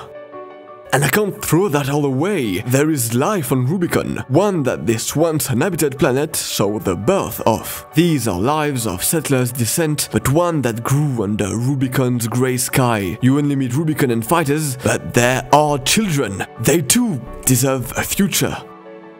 Burning the coral is an easier choice. After all, it's easier to imagine the end of the world than to imagine the end of capitalism. But I keep thinking about O'Keefe's speech. He means it in regard to coral release, but it applies here too. I find value in being human, and well, we can't be human if we are all dead. Even though protecting Rubicon condemns it to a never-ending struggle, even though there's the chance the RLF fails in the future, I still choose hope. As long as we are alive, we can still choose hope. However ruined this world has become, however mired in torment and despair, life endures. Births continue. There is beauty in that, is there not?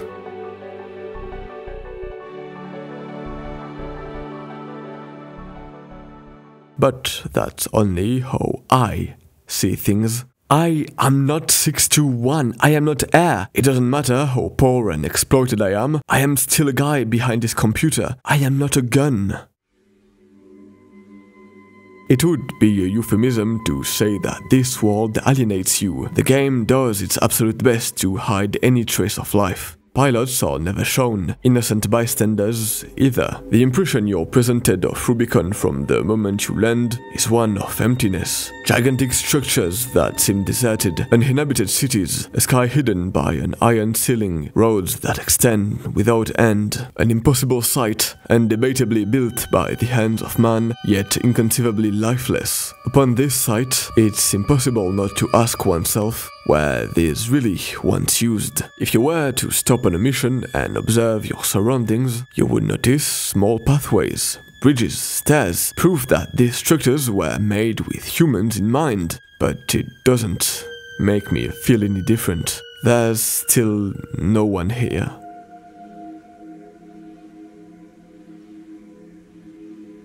(621) himself is denied his individuality down to his very name. You keep being assigned new names by everyone. Tourist, Freelancer, Gun 13, the Hound, the Wall Climber, but they're not names, they're functions. Even the name given by Walter, the man who ends up wishing for you, is only what he makes of you. You're one of his attempts, you're his gun, and his munition. The game, as in the video game itself, makes you do the same. You spend hours fine-tuning your AC, making the most efficient killing machine. You're not playing as a pilot, you're playing as numbers, adjustable statistics, performances. You're playing a gun.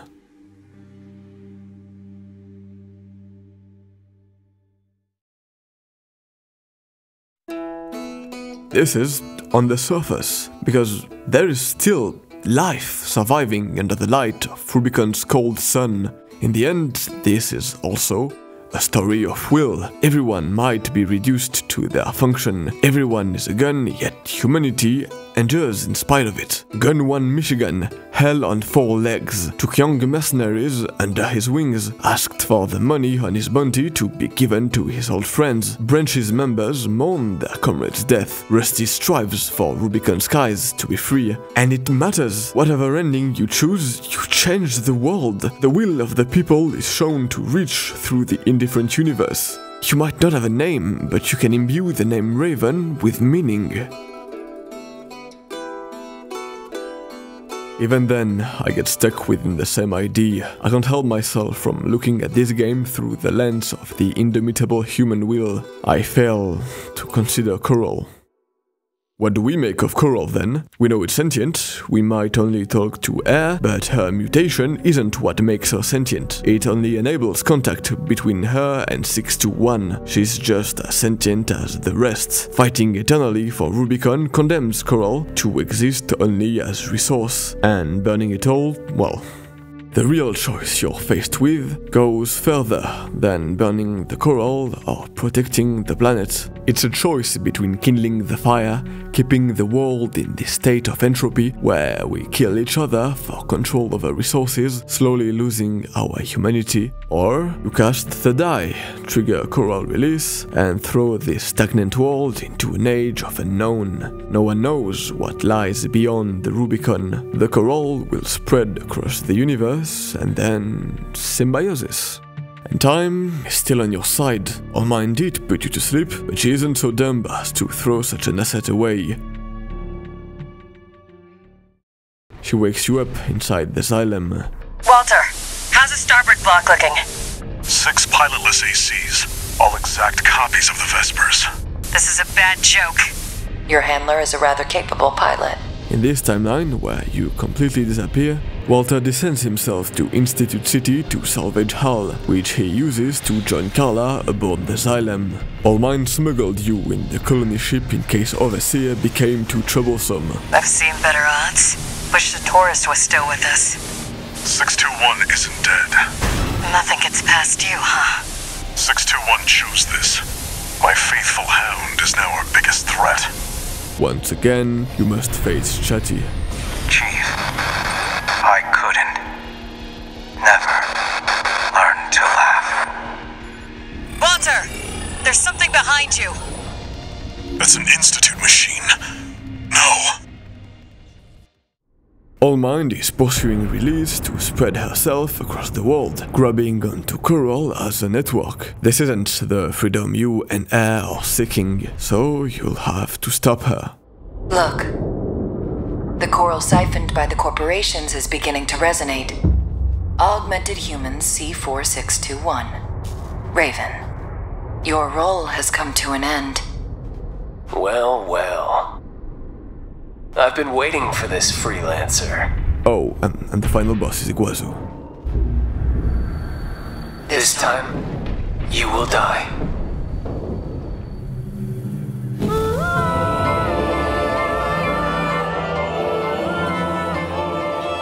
I became part of this monster, so I could crush you. C4621. Air, you are the trigger for coral release. We will make you one with us. I don't care about the big plan. I just want that damn freelancer dead. Freelancer, you killed me. But not just once. Well, there's a whole lot of us inside of me now. Dregs with a grudge. So tell me, who else are you going to kill? In the most surprising turns of events, the fight to decide the fate of the entire universe involves not just you and All-Mind, but that fucking guy who hates you the most too. Here you are at Station 31, the place where it all began with Branch's attack, fighting All-Mind and a battalion of ghost-piloted ACs. And you are more than alone. Walter and Carla were killed by those Vesper replicas, which probably means that Rusty died at some point too. This is such an unfair fight. All-Mind is basically shooting at this point. Guess it's time. Iguazu was working with her as early as Chapter 4, and it simply all makes sense. O'Keefe, Sula, you, all from the coral generations of augmentations, all candidates for All-Mind's release project. And during the events of the Coral War, there was another. A man who couldn't bear the sound that followed you ever since the Coral Surge. C4769 Iguazu, from the same generation of augmentations as you.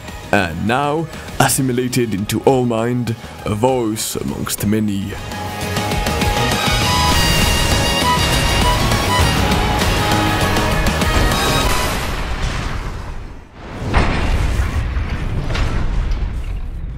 You are aberrations to the plan.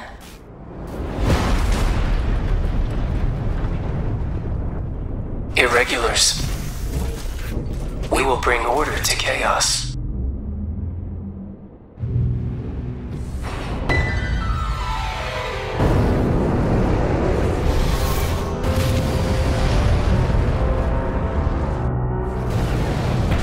I'm with you, Raven. Now, I can fight by your side.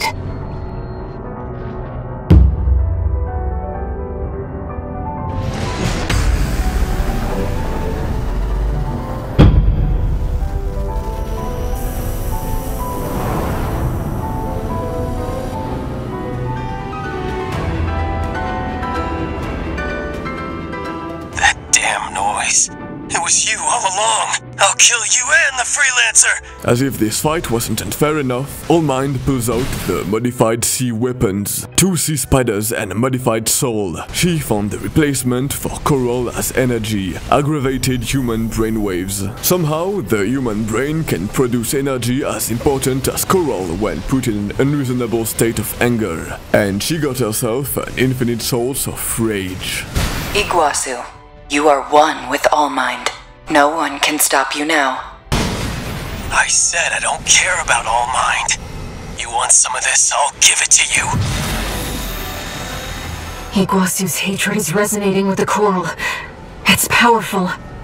But you've never stopped feeling this pressure. But you're not alone anymore. For the first time, Air joins your fight, taking control of the Coral-fueled AC All Mind researched. This fight is insane. Forget every instance of me saying this is the hardest mission in the game. This is it. This is the hardest challenge. Iguazu uses every ounce of his new metal body to erase you from this world. The modified soul gives him access to an overwhelming laser arsenal. Even if you manage to dodge it all, the sea spiders are there. Having Air by your side takes some aggro away, but you're still fighting an unfair fight. Even so, for the first time, fighting hand in hand, Coral and mankind strive to create a new world. One of symbiosis, one where we can all achieve true freedom. And at the frontier of a new era, the one enemy that unites all couldn't be less human entirely.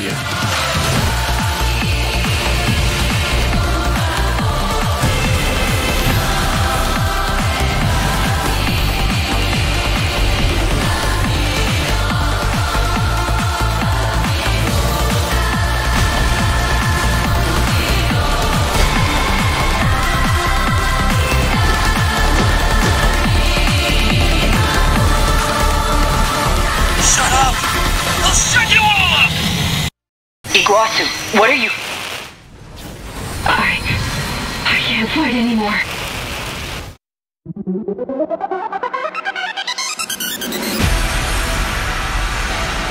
Except it doesn't go that way. Armored Core is the story of the human will that persists when we're reduced to our weapons. Channeling his raw anger, Iguazu breaks free from All Mind's yoke.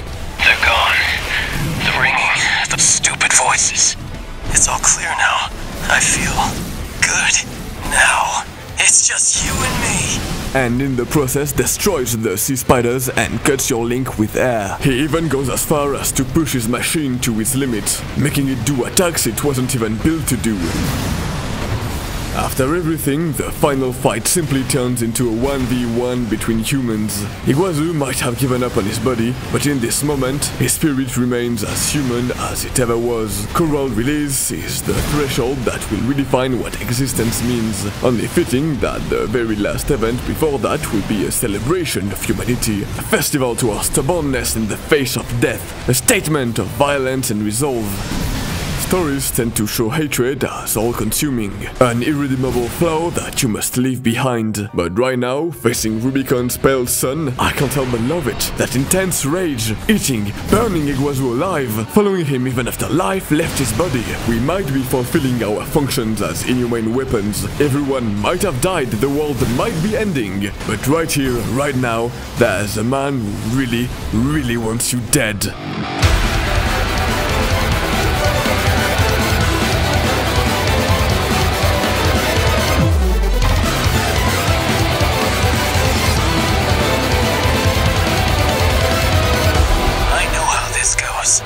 This is where that grit of yours kicks in. It was always so easy for you. The old Jen who could do it all. What makes you special?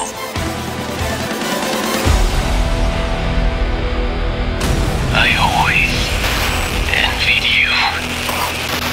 The Freelancer who had it all.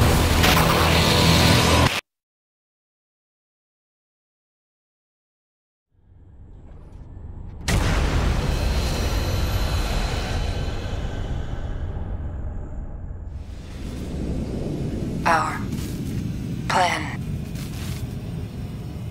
Humanity. Creation's potential.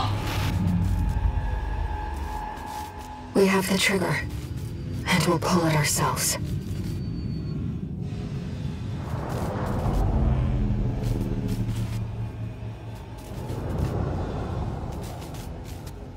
It's beginning. Coral release.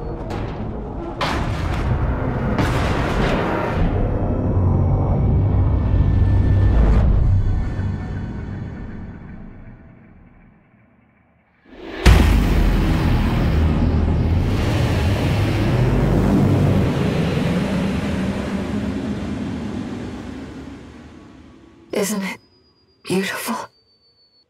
Thank you, Raven.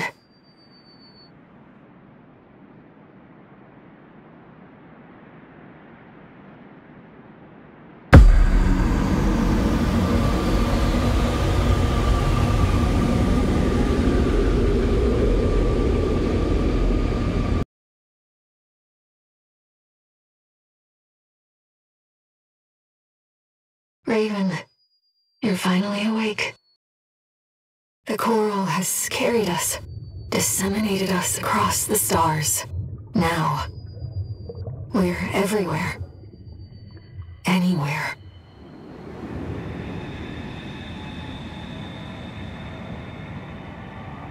Raven, let's meet this new age together.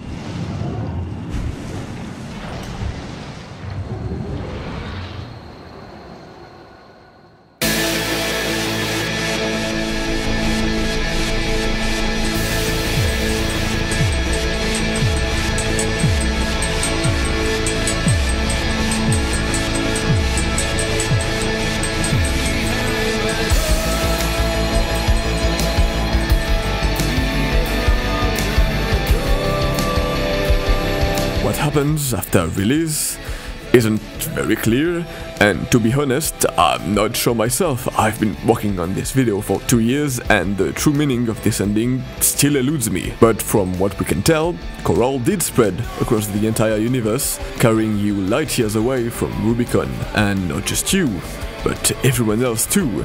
Humans and the voices of the Coral, experiencing true symbiosis through the armored core bodies. In the end, you couldn't escape becoming a weapon. You literally are a weapon now. There's but one thing that can happen next. Stripped of everything else, the body follows through its purpose. This new life, without death, through the armored core as the only body, existence is redefined. Violence becomes expression.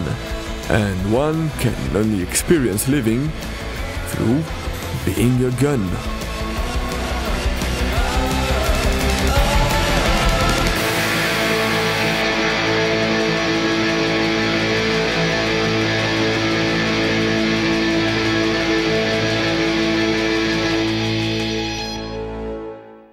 Main system, activating combat mode.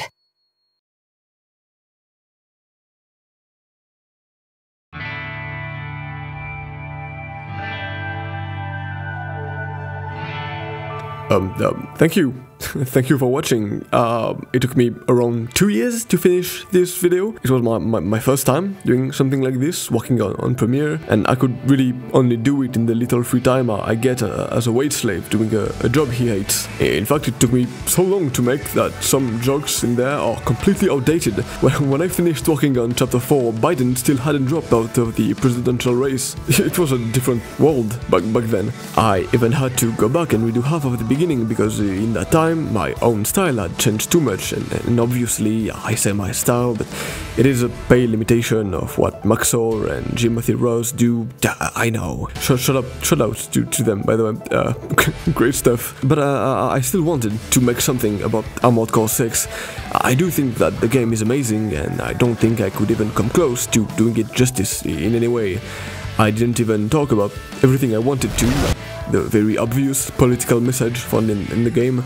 I say obvious, but the other games are even less obvious about their left-leaning politics. But still, the game does show incredible sympathy toward violent resisting force, not too dissimilar from real-life examples of that same thing. Their fight is presented as heroic and justified. I mean, Rusty is easily the most popular character in that game. It's pretty clear that the game presents the act of killing CEOs and destroying corporations using violent means as a good thing and as the only thing you should do. I found it too hard to include that part into this video's flow, though. I only focused on the characters and the narrative about humanity and its evolution. After all, it's the first AC game to focus this much on that aspect. I'll try making other videos. You like Monster Hunter? I mean like Monster Hunter does, because I do. I'll try making shorter ones so I don't go into a 2 years hell this time until Armored Core 7 or the 2nd, 6th generation games releases. Until then, I really do love Armored Core 6. It means a lot to me, and clearly it means a lot to the people who made it. And this song you're hearing has the entirety of the dev team as its chorus, and I think that's amazing.